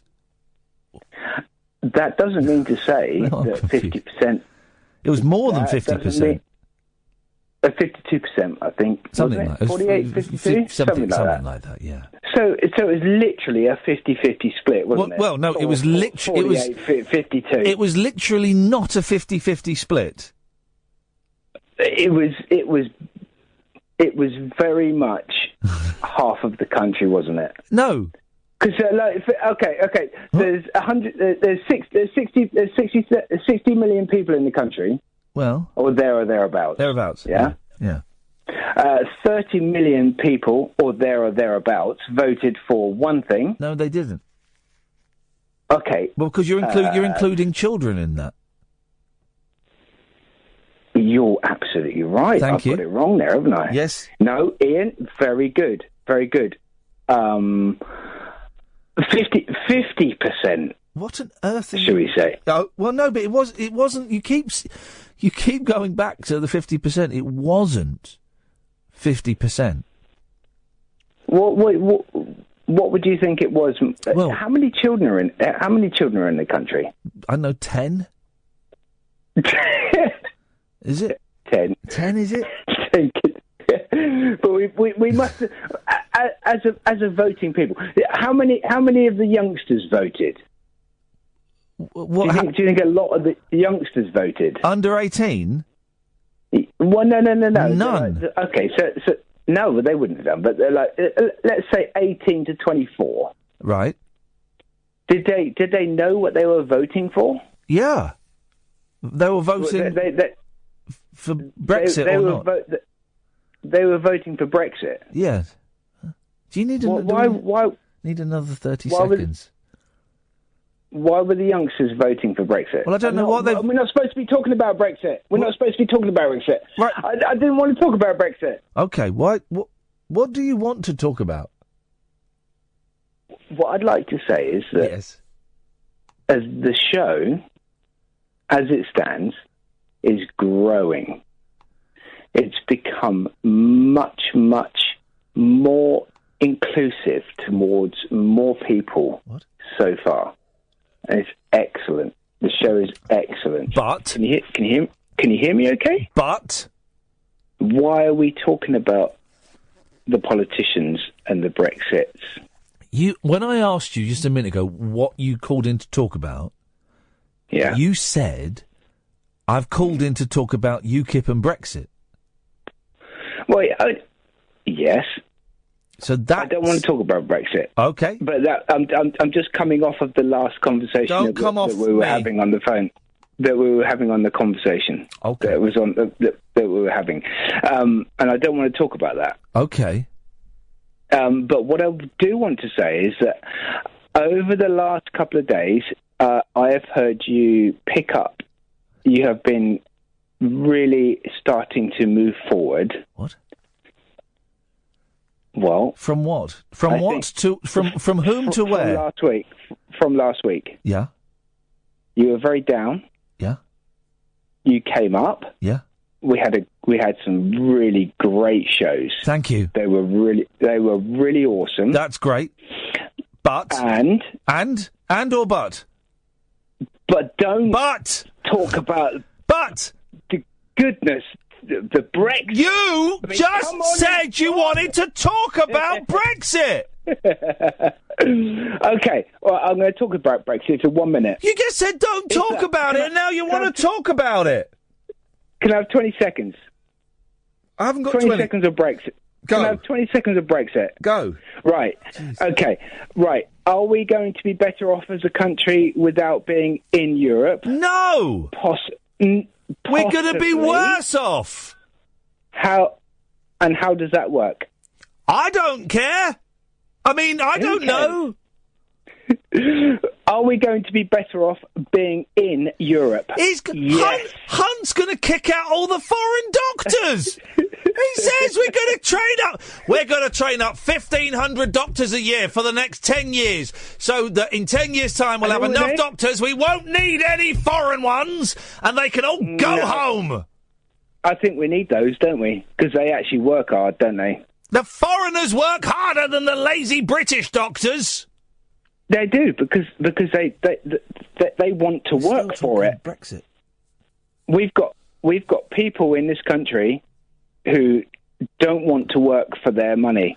We've got people that wouldn't want to. They're now saying, right, when we kick out all the European manual labourers, right, the British young people should go and pick fruit.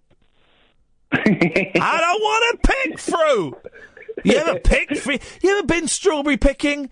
It's fun for 5 minutes, right? Yeah, it's all right until you filled your tummy up full of strawberries. Well, they're bending down. Stand up, bend. They're all manky ones. Anyone found it? There's a good one here. Oh no, they're all manky. And you go, no, let's get the Europeans in. Oh, we can't. We're going to send them back home, and we're going to have our own British doctors. I don't want British doctors. I want foreign doctors.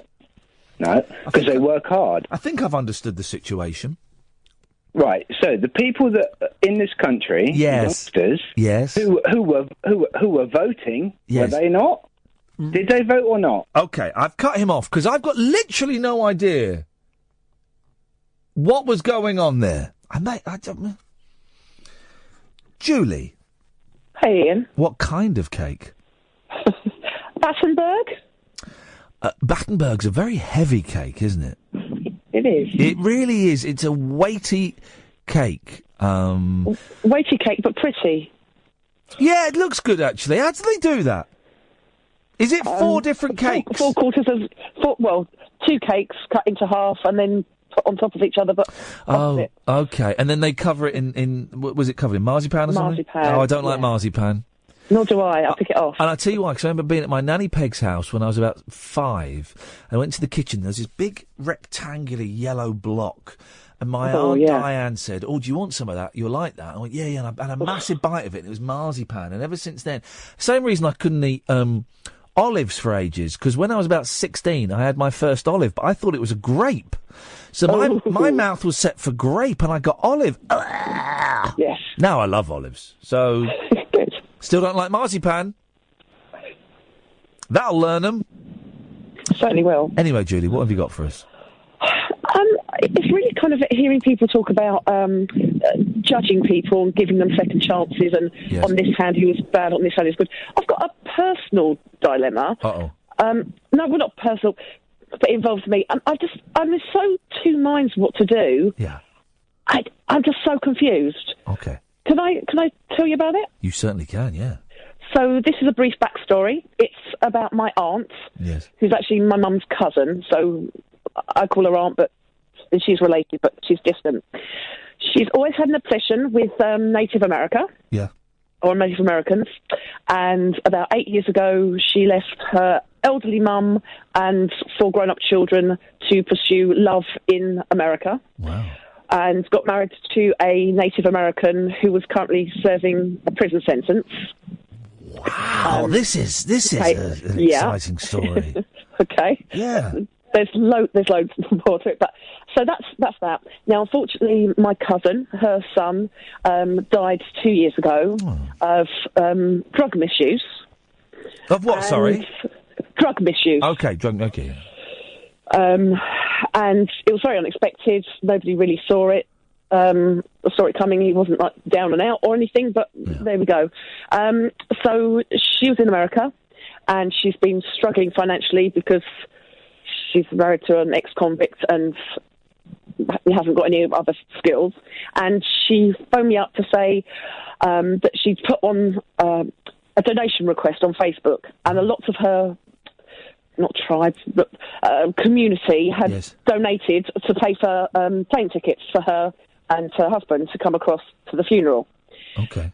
Because it was in an account, she asked me if I could put her flights on my credit card. Julie, stop there. There's there, dear listener, is the perfect point to leave that story. We'll come back to that because we're going to hit the break in about 30 seconds, and that there is the perfect cliffhanger to hang on to. What was the cliffhanger to whet our appetite for? It's not whet your appetite, is it? It's whet. What does whet mean? W-H-E-T. It's another question we might be asking after the news. We won't, because I'll forget all about it. Julie, stay there. We will come to you in a minute. If you want to join in, dear listener, you're more than welcome to. It's a strange show tonight, but then they often are. 0844 499 1000 is the telephone number. If you want to give us a call, 0844 499 1000. We'll get the rest of Julie's story after a little bit of this. Across the UK, online and on DAB. A radio star is born. You're going to love Talk Radio. Talk Radio. 0844 499 1000 is the telephone number. You can also watch the show, and aren't you guys having fun watching on Periscope? If you type into your internet periscope.tv/Iain Lee. It's coming up to midnight. This is Talk Radio. Late night, Iain Lee on Talk Radio. We have ways of making you talk.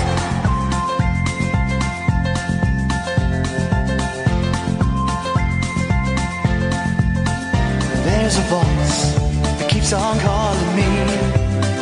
Down the road, it's where I'll always be. Every stop I make a new friend. Can't stay for long, just turn around and I'm gone again. Maybe tomorrow I'll wanna settle down. Until tomorrow I'll just keep moving on.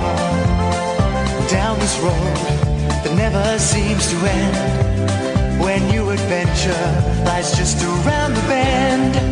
So if you wanna join me for a while, just grab your hat, come travel light, that's old style. Maybe tomorrow I'll wanna settle down.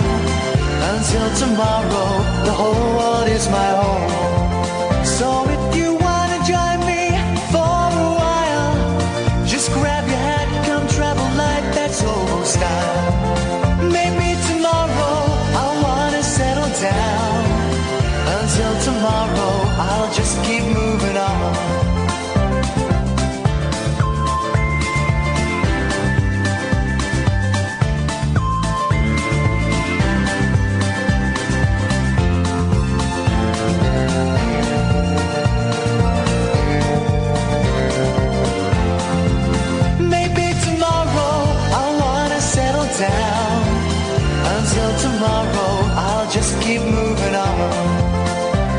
there's a world that's waiting to unfold.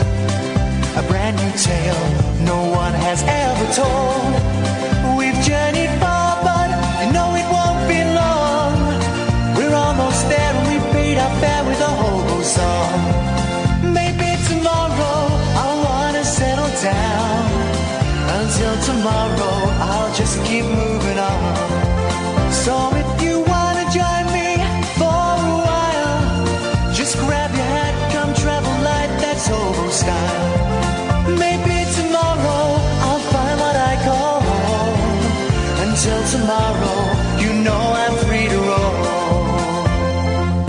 So, before the break, we were listening to Julie's exciting story of a wayward aunt that left her family and went off to America to shack up with a Native American who was a crook. She was obsessed with Native American culture, was she? Yes. Good for her. Right from when she was kind of stuck. And do you know what, to a certain extent, I kind of supported her in her choice of, if she wants to follow a dream, she should go for it. People should follow their dreams. But the thing is, if that's what you choose, you know that there's going to be consequences to doing it. Yes. Which means not seeing her family, not being there when her mum died, and obviously her son as well. Yeah. Yeah. Anyway, so she's crowdsourced the money for her and her fella to come over to the UK. Yes. But it's in a whatever account. So could she borrow my credit card to put the flight so that her and her husband can come back for her son's funeral? Yeah. Of course. So I do that, and she goes back to America, and I say to her, she keeps saying, "Oh, you must give me your details." Blah blah blah. Yes. I give it to her, and she says, "I'm a bit short this month because I had an accident, something, or I've got to have an operation. But I'll give you some money as soon as I can. No problem." Long story short, she told me that she had actually spent money on hotel rooms going to Canada on the way back from England, or back to America. Yeah. And so I said to her, "Look, I know that money is tight for you, so if you just give me a little bit of money, even if it's $50 a month." Yeah. Now, the thing is that the money, which was $1,000, or is it £1,000? $1,000. Okay. It's not going to. I'm by no means wealthy, but it's not like my children will go without food. Yeah. If I gave to her. How long ago was this? 18 months. Right. You're not going to get the money. Right, exactly. Now, my question is this. So she keeps on spamming, or had been spamming my direct mail on Facebook. Right. And just, just rubbish. Some political stuff, some humorous stuff. And I said, "Look, could you just please stop this, because it keeps, it's a pain." No problem. Anyway, last night, about 1 o'clock in the morning, I've had a really bad day. She sent something which was a political statement on the state of rivers or something, and how the US government, Rivers, and I replied, "Stop sending me this poo," except I didn't use the word poo, I used the S-bomb. Yeah. "Stop sending me this poo." Yeah. She wrote back to me with the biggest sanctimonious, I bet she did, yeah. Rant. She sounds delightful. At least I don't put whatever it was that I've got on my public Facebook, blah, blah, blah. I care about people. I work with people on a humanitarian level. It's all I can do. That if I can just save a life, like my son, blah, blah. I'm torn between tearing her a piece off, or not replying, or it's like, do I let her get away with it? Morally, it's reprehensible, but you're not going to get that money again. You're never going to get that money, right? No, absolutely. And I'm aware of that, but it's kind of, do I kind of stand by the principle where she hasn't even made any attempt? My suggestion would be, is to, in a very calm fashion, without any swearing, say, "Look, 18 months ago, I lent you $1,000. 18 months later, I haven't got a penny of it. I am going to unfriend you on here, and it breaks my heart to say this, but I don't want anything more to do with you because I can't trust you. Good luck. The thing is, bye-bye." Yeah.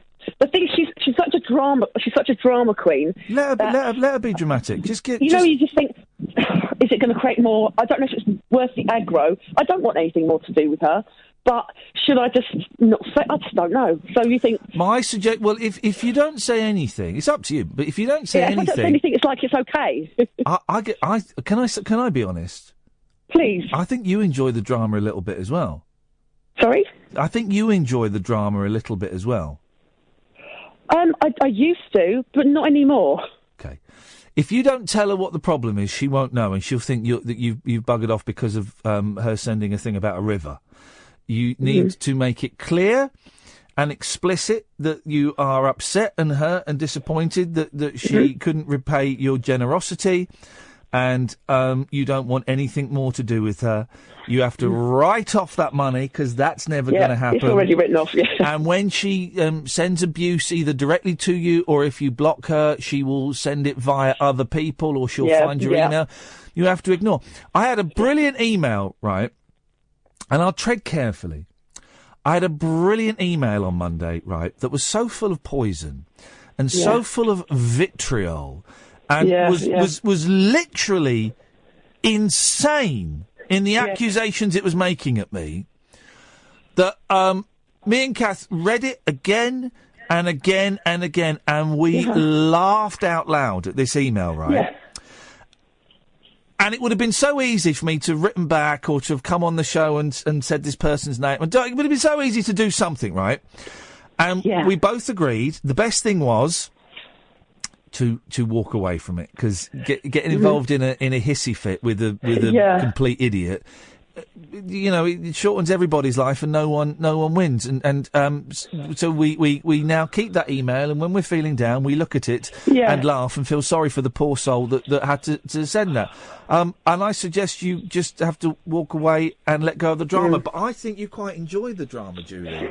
In the past, I certainly have. Because she was, we live vicariously through others. And, what a story.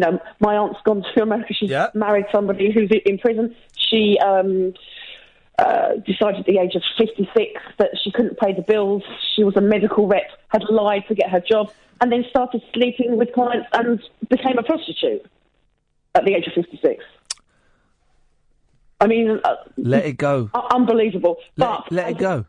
But I don't want anything more to do with her. But am I being mean for kind of... No. Good. Tell her. Okay.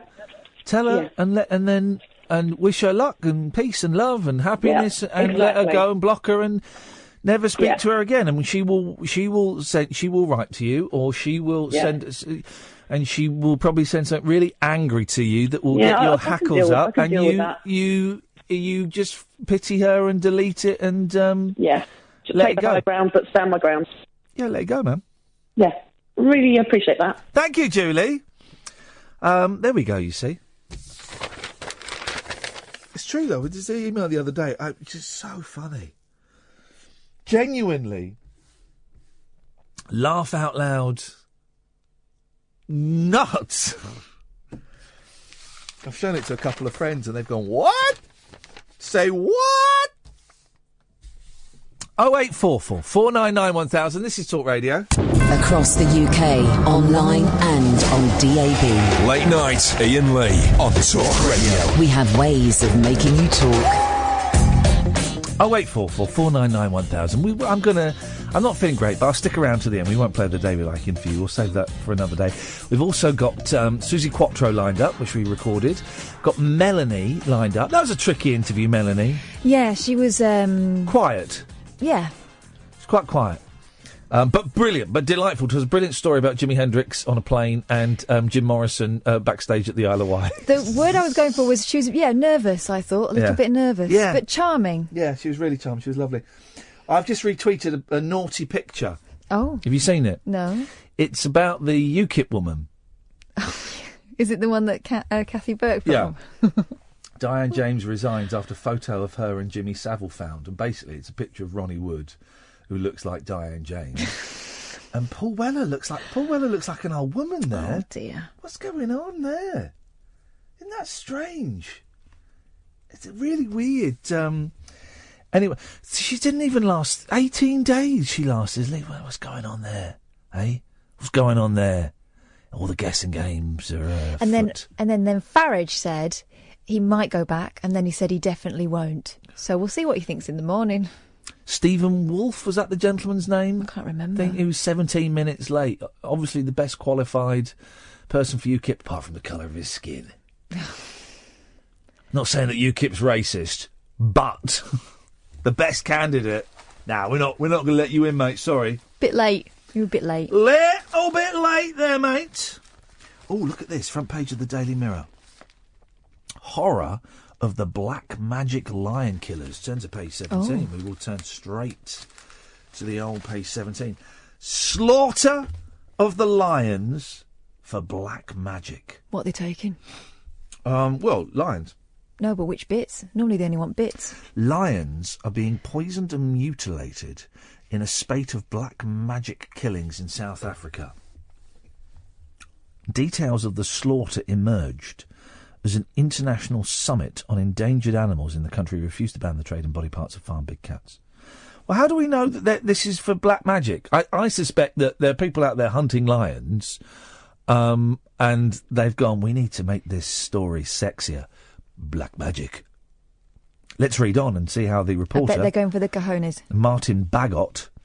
Well, the cojones, that's an aphrodisiac. That's not black magic. That's science. That's proved, is it? Yeah, of course. Well, a lion's testicles, of course, are going to give you the horn. You see how horny they are? Well, the only time I've ever seen a lion's testicles... And I saw quite a lot of lion's testicles. Well, you've lived. When you go to the zoo, the lazy lion is always flat on his back with his legs akimbo.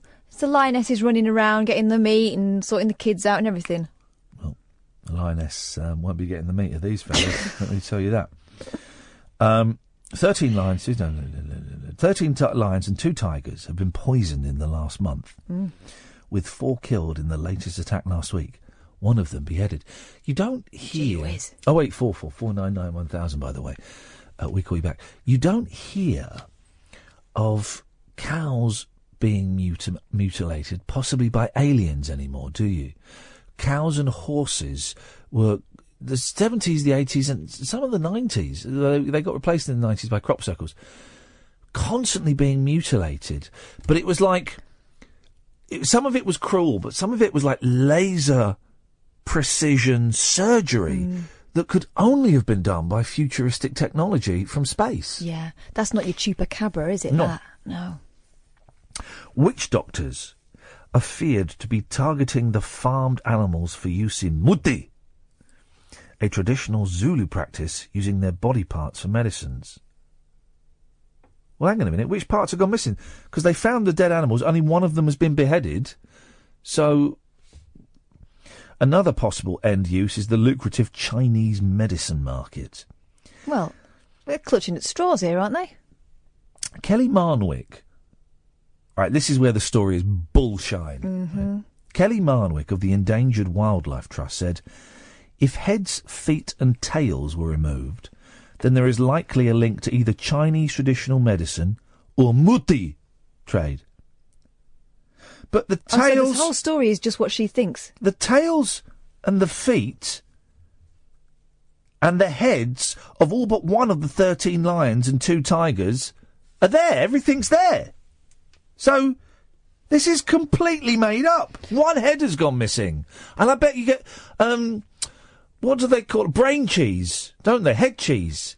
Head cheese. Oh God, that's a horrible phrase. Yeah, well, that's what they get. You get it with it's a delicacy in certain parts of America from sheep and cattle. Head cheese. Ew. So the others just died, did they? Could they have caught like a tummy bug or something? They'd have been poisoned. Oh. Campaigners.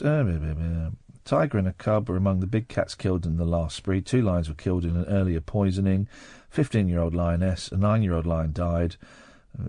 None of the body parts were removed.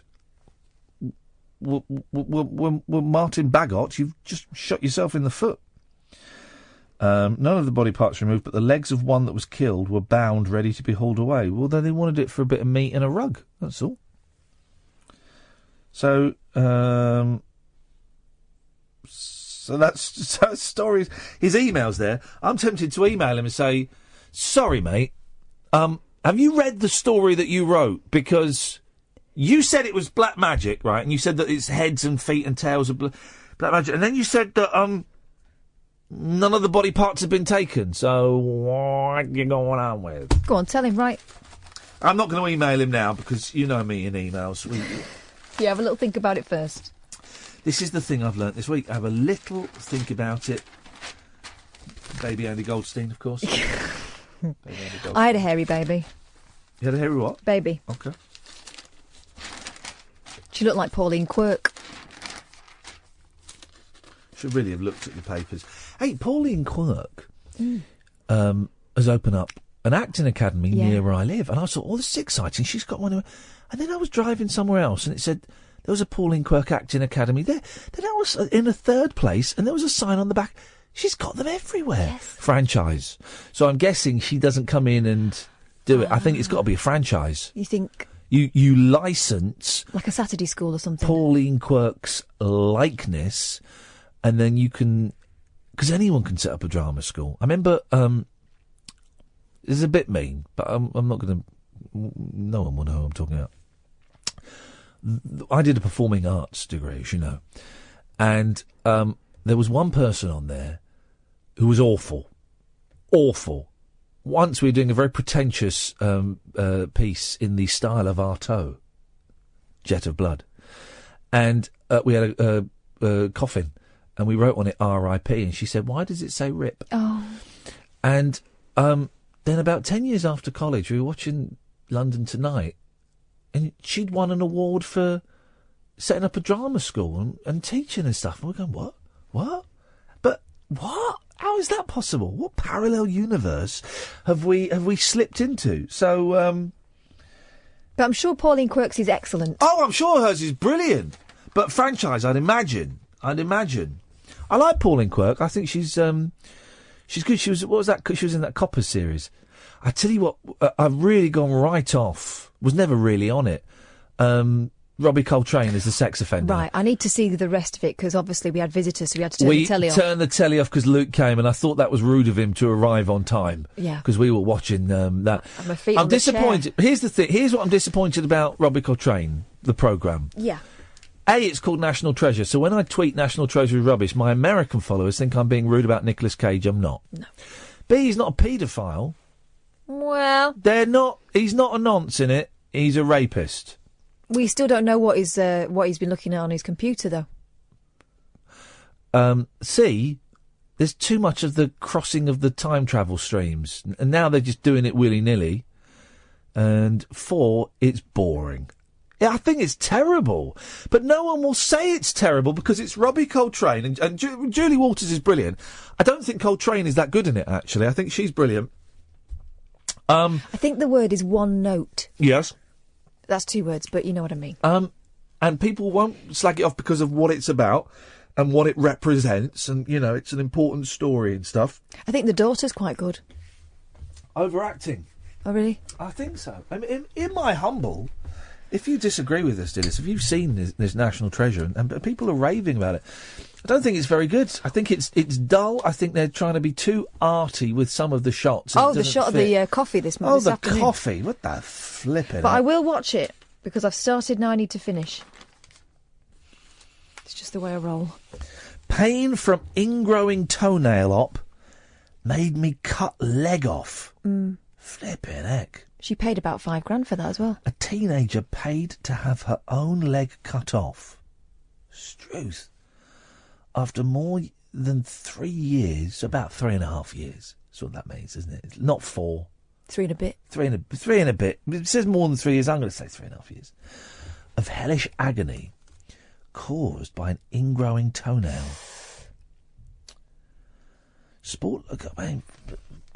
Blimey, isn't it, though? Sport-loving Hannah Moore took the incredible decision when the pain she endured following the nails removal grew unbearable. NHS medics refused to carry out the amputation, so she paid $5,000 to have it done privately. Where would they do that? Isn't it amazing to think that in the old days, they would chop your leg off without any you'd be awake. Yeah. At best, you'd be drunk on rum. At best, you'd be drunk and you'd be biting on that leather. Are you getting all your medical knowledge from, like, pirates? Yeah. Okay. No, that's Yeah. legit. Laudanum they used as well. This is interesting. Last night she revealed she couldn't be happier and is even dreaming of competing in the 2020 Paralympics. Is that allowed? Yeah. Why? Because she's done this herself. Is that allowed? That's a genuine question.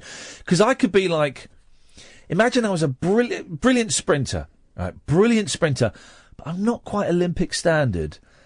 But my times are better than the Paralympians, right? If I chopped a leg off or something like that... What would you chop off? I'll chop an arm off. I could beat the Paralympians and get a gold medal. Just doesn't seem fair to me. Do you know what I mean? I'm couching this in an awkward way, but it doesn't seem fair to me. Or you should be able to join in because you've gone the extra mile. You've chosen to be there. No, it's a sprint. There's not long distance. Sorry. Coronation Street's cobbles have been locked away to stop them being flogged online. We've walked on them. I know. I found the pictures the other day of me behind the bar. Me behind the bar at the Rovers. It was good, that. The old set is being ripped up to make way for flats and offices in Manchester. Just what Manchester needs more of. Offices. The stones were removed under close supervision and are stored in a warehouse. A source said anyone who was on the set would do the voice. Anyone who was on the set would have a field day, kid. Flogging them for, say, I don't know, 20 quid a pop. Wow. Do you ever listen to me? I think we know the answer to that. Huh? 0844499. I liked that tour we did, but I thought that the souvenir shop lacked vision. Oh, it was Bobbins, wasn't it? Right. I would have had some flying ducks in there, standard. I would have had some proper, what's his name, Jack Duckworth glasses. You could buy the repair kit, couldn't you, the plaster? This is interesting, isn't it? And today's news, I was a man, but now I'm a woman. Oh. For a decade, Jonathan Willoughby was a familiar face to viewers as the presenter of a regional TV news show. But the journalist has now returned to screens after a £14,000 gender reassignment. Not £14,000 for gender reassignment. £5,000 for a leg to be chopped off. Anyway, so he is now she, and that's fantastic and wonderful, and it's great that it's not even a particularly big story. What strikes me about this is obviously when you gender realign, you have to. You don't have to, but it's you change your name quite often to your new gender. What's he gone for? She gone for? She's changed her name from Jonathan to India. Oh, now. Is anybody actually called India? Apart from the country? Posh kids. I think Katie Hopkins. Kid's called India. Oh, right, okay. Is it a trendy name at the moment then, India? It just strikes me as an odd choice. What would you call yourself if you became a man? If I became a man? That's a good question. Well, I think about what I would have called my girls if they'd been boys. Well, Joe or... Joe? Yeah, Joe or George it was going to be. Joe? Mm-hmm. Grandad was Joe. Joe? What are you going to... Joseph. I'd be like Susan. Be hot. I'd be Susan. Susan? Yeah, I'd be hot. I would be hot. Legs like these. Wow, Susie Q. That's what I'd be. Susie Q. Or Susie Wong. I'd wear a Susie Wong dress and be Susie Q. What, are you 6'3"? Yeah. Mm. 0844 499 1000. This is Talk Radio. Late night conversation worth losing sleep over. Iain Lee. On air and off the leash. On Talk Radio. We have ways of making you talk. Hey, there's a good point. Yes. On Twitter, Well, Adrian says, trouble with transitioning to a female weather person is you'll knock 25 years off your career.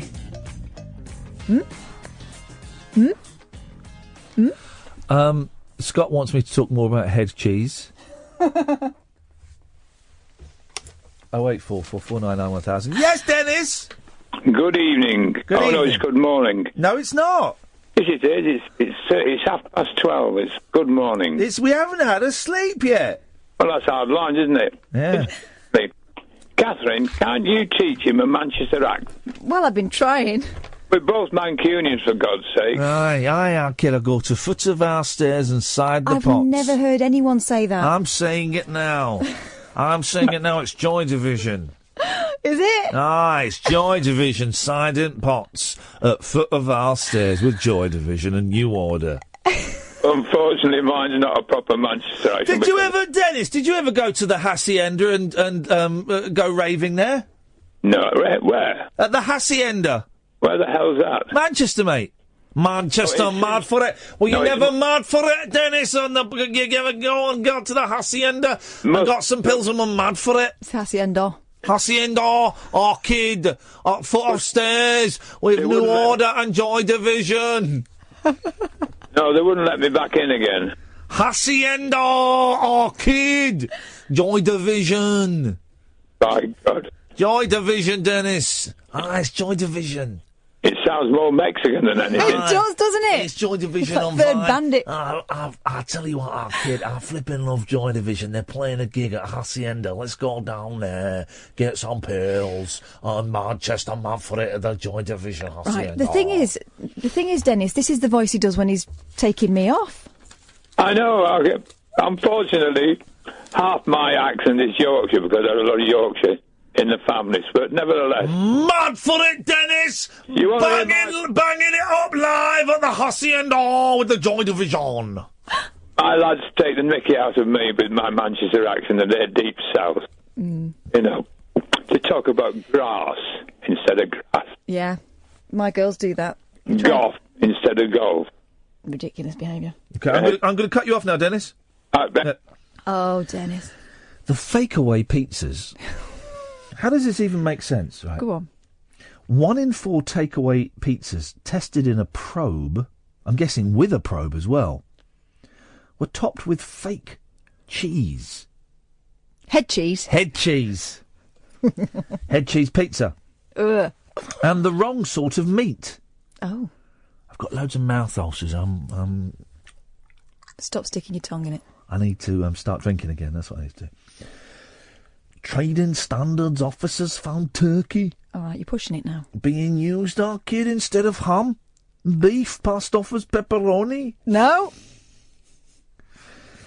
One owner was cautioned and 3 others sent warning letters after tests on 40 pizzas from independent takeaways. So not your high street chains. Independent. I would never get a pizza from an independent pizza establishment.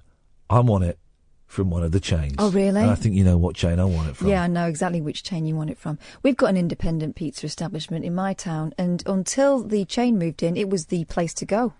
But now I think people have deserted it. 5 pizzas. 8! That's what I meant to say the other day. So there's a new... every high street has got a shop that every 6 months a new business opens in it, right? Because they obviously don't know the market. It's like there's a little cafe. It looks like a really nice cafe has opened opposite the Cafe Nero I use. Mm-hmm. And I saw it and I thought, you ain't going to be there in 3 months, guys. You're opposite Cafe Nero. Right. Do you know Amptill? You've been to Amptill. Yeah, I know. There was a shop, and I think it's been a milkshake shop. Yeah. Now it's something else. Before that, a rubber clubwear shop. What? Yeah. But fetish? Well, no. Like, What? Like rubber like clubs. PVC dresses and stuff. Yes, that's fetish, mate. No, but not like black. You could get it in pink. Yeah, still for deviants. Anyway, yeah. What'd you get? I bought them out, didn't I? So, well, there's a shop in our high street. Every 6 months, a new restaurant opens, right? And you see it and you think, I just want to go in there and say to them, guys, listen, I've been here for a while. Save your money now. Cut your losses now. So this new place, right? See if you can spot what is wrong with this. This is what it's called. It's an accursed building. But see, this is what this new. It's a restaurant. Right? This is what it's called. This is what it's actually called. This. Go on. Starters and mains only.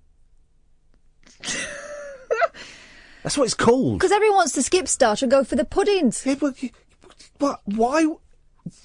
Starters and mains? Are you nuts? If you're going to do 2 out of the 3... Sides and puddings. It's sides and puddings. Why would you... Starters? Mains. Starters, starters are the first thing to go. So what, you've got your breaded mushrooms. Yeah, bruschetta. And prawn cocktail in a glass. Get rid. Everyone wants pudding. 5 pizzas did not have the correct meat topping, and 5 were covered with, now I've never heard this phrase before, cheese analogue. What? Made of non-dairy fat or oil. Cheese analogue. Made of non-dairy fat, so it's just fat. Flavoured fat. I bet they were delicious, though. The inspectors in Warwickshire also found the cheese on a pizza was only 20% mozzarella, the rest was cheaper cheddar. I'm not bothered by that. No, I'm not bothered by that. Just as long as there's lots of it. The tricks have been revealed following a takeaway boss being jailed for manslaughter after a the peanut allergy thing. That guy. That was sad, wasn't it? Last year, a nationwide investigation found 1 in 5 takeaway lamb dishes were contaminated with other meat. That's a bonus. There's other meat in there. As long as it's meat. As long as it's kind of like brownish and chewy, I'm not really that fussed by it. I think with meat, you're right. It's kind of in for a penny, in for a pound. Yeah. Do you remember the horse meat scandal? Yeah. What happened to that? I don't know, but I've eaten horse on purpose. And it's just meat. Turns out. Did anyone actually get done for that? No one did. No one did at all.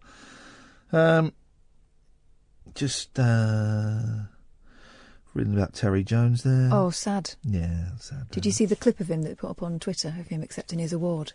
Oh, no, really? Oh, yeah, and his boy had to do the speech. Oh, I don't. I'll see that on another day. Yeah. Last 20 minutes of the show, you're more than welcome to join us. There's loads of people watching on Periscope. You can call us as well, Periscopers. I can see we've got like 130 people or so.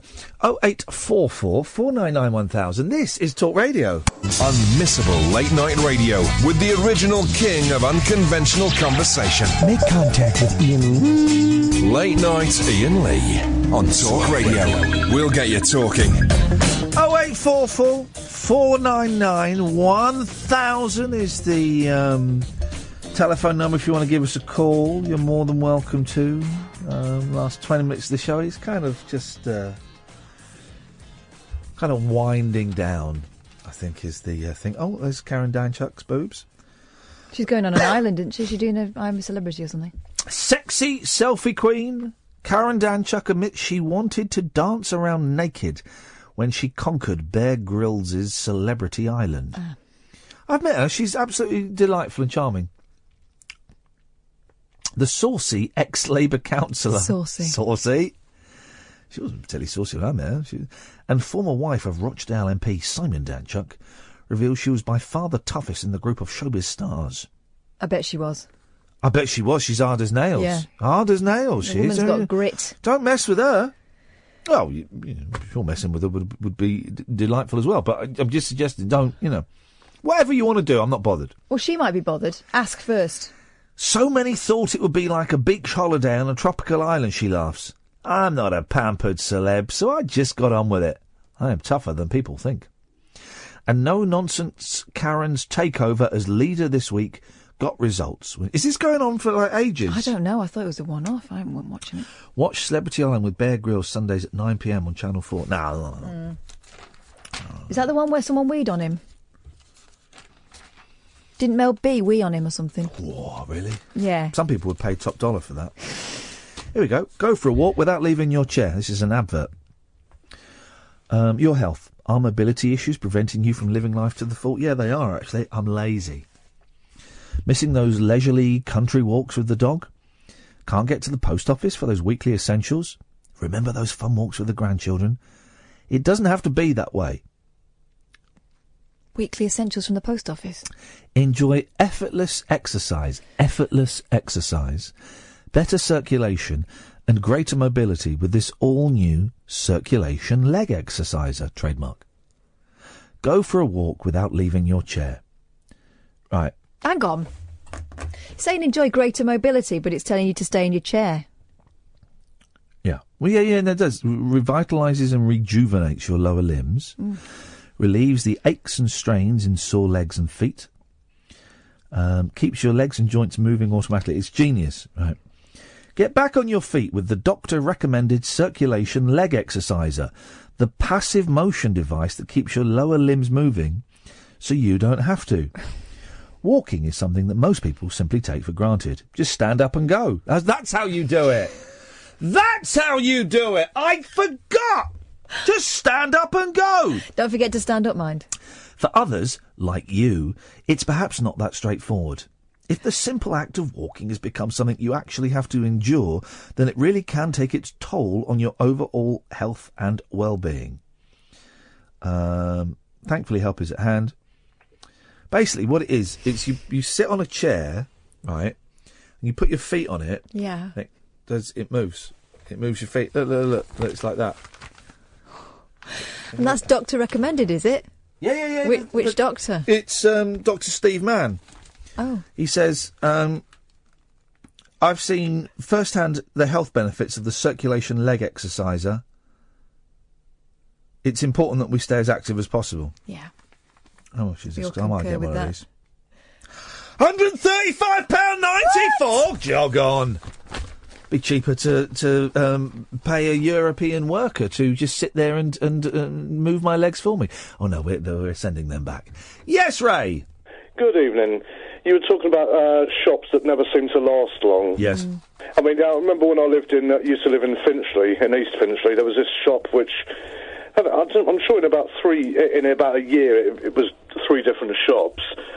First of all, it was one of those like retro second-hand clothing stores, which never seems to work. Yep. And then it became this ice cream soda parlour place called, and this is honestly what it was called. It was called Eat Me, Lick Me, Drink Me. Flipping heck. I've got those 3 films on DVD. The trilogy. Yeah, they're good. It was painted bright pink, and I thought, oh, that's a good idea. But no, that didn't last. And eventually it became an Eastern European food shop. And how's that doing? Well, they seem to take over everywhere and do very well, with loads of fruit and veg outside, and, somehow they do well. Well, people need fruit, people need veg. Veg. Veg. That sounds filthy. Doesn't sound as filthy as it could have been, Ray. Thank you very much for that. 0844 499 1000. Now, we didn't do the story last week of the woman having sex with a dinosaur. Yeah. That's a you say hose having it down. sex with it. No, rubbing herself on it. She was having sex. The dinosaur may not have been. Sitting there agog. She was dressed as Pebbles Flintstone or something, wasn't she? That's a good look. No, is Pebbles the baby? Yes. That's not a good look. I meant Betty Rubble. A shameless couple were filmed having sex outside while a baby lay next to them in a buggy. Little bit close to the knuckle, that one, I'm afraid. A witness said they romped. Witness didn't say that. Under tram arches in Manchester. Is that euphemism? No, it's actually tram arches in Manchester. Manchester, mad for it, with the joint of his own. He said the fact they were doing it feet away from a child in their care is disgusting. Well, when we shouted at them to stop and think about the baby... Will no one think of the children? They just carried on. Wow. After they finished, the man rolled a cigarette and the pair split up. The witness added hundreds of people could easily have seen them. But just the witness, and they took pictures because they were so disgusted. I've never come across... Oh, no, I'd never come across anyone having sex in public. I told you when that photo shoot that I drove in when I was driving. It was a woman We're driving my car in central London, and this coming out of this car park, and was going down this sort of. It wasn't that quiet a street actually. It was a public street, and there was a woman. She had all glammed up. She had a fur coat on, and red high heels and stockings. And I thought classic look. And there was a guy with a camera. She was holding her coat, and I thought, I know exactly what is going on here. So I stopped, and I was right. She opened her coat. She was completely naked underneath, and the guy took the pictures. And then she came over to the car, and I thought, I've seen these bits in the magazines. I'm out of here. And I went, oh no, I'm off. Me and my sister came across a couple at it.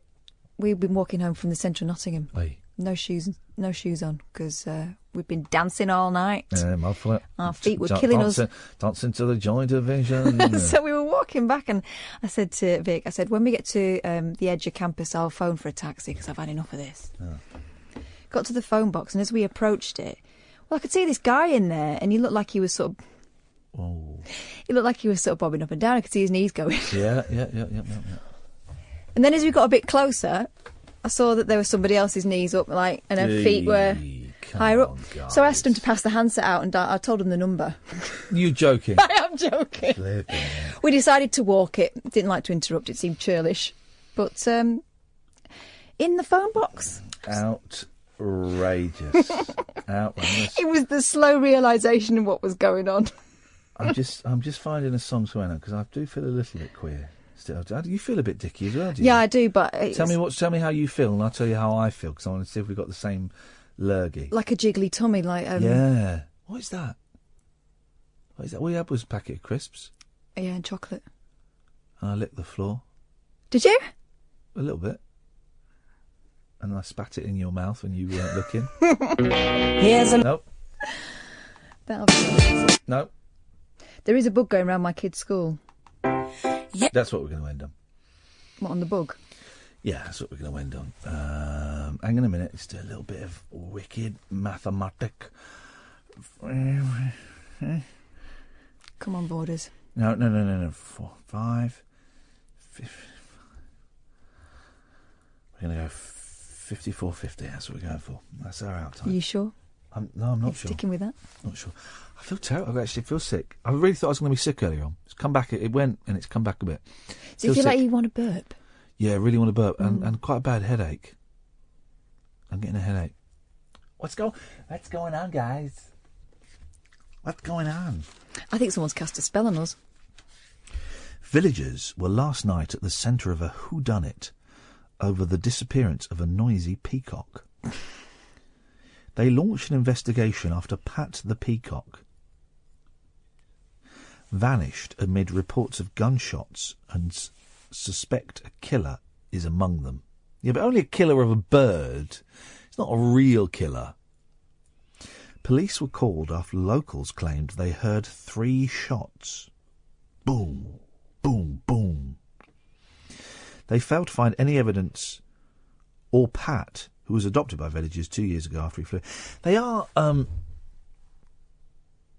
literally the most arrogant bird in the world. Not only do they do that thing, that fanning thing, which is enough. Yeah.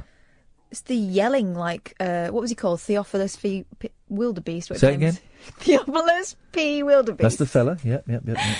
That thing. I mean, attention. They make me... What time did I say? 58, 55 what? It's 50 or something. I didn't say that at all. I've written it down here, but I've written it on the... Right, 54.50. That's what we're getting. I remember the 50 bit. Well, I don't know if how I'm going to make it home. I feel terrible. I put the aircon on and I'll listen to the 2 mics on Talk Radio and afterwards. Or I might listen to... There's a Rolling Stones documentary from 1975 on 6 Music tonight. Is it the second part of that one we listened to? No, last night was part... It said... It was part 10. What?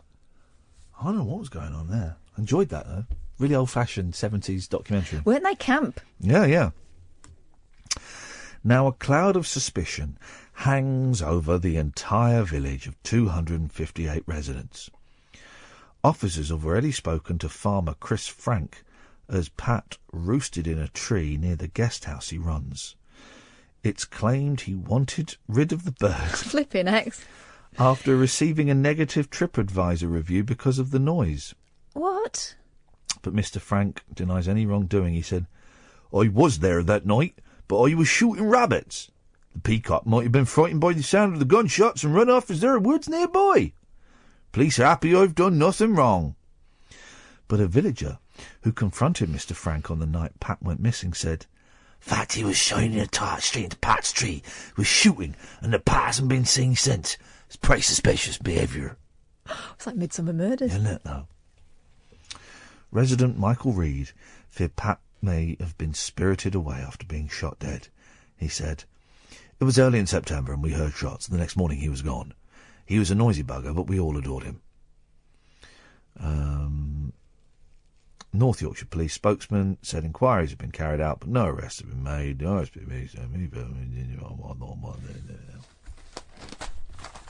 Where's Pat? If you've seen him.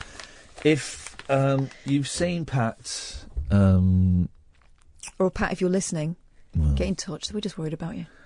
Well, I mean, there really is nothing going on in the world at the moment, is there? That's what that last half hour of radio proves. Tells me. I don't know if I'm going to make it home. I feel absolutely awful again all of a sudden. I might sleep here. I might sleep here and be woken up by Paul Ross. That'd be nice. Paul Ross, your very own Paul Ross alarm clock. Tea's made. Who was it yesterday we spoke to? It was doing. They were setting their teas made, weren't they? Anyway, it doesn't matter. I'm flagging a little bit. That's it, dear listener. That is your lot for this evening. Strange show, as they often are. The best ones are. We'll be back tonight at 10 o'clock. I thoroughly recommend that you go and download the podcast. You can go to iTunes or your usual podcast provider and type in Iain Lee Talk Radio. Back tonight at 10. Until then, from us, ta-ta. Yesterday was kind of like the 4th of July. The way your face lit up the entire sky. Had to look away because it hurt my eyes. The way you hit me was a big surprise.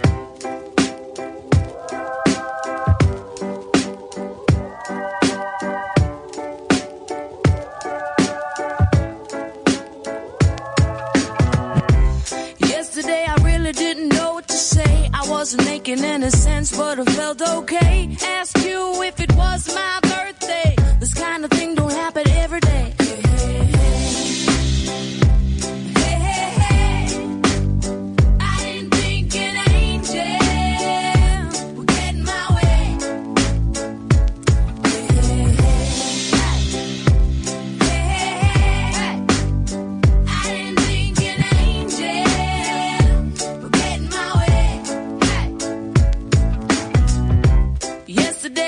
Just like a child, a little curious, a little wild, live in the moment and you'll never go out of style. You know it's really been a while.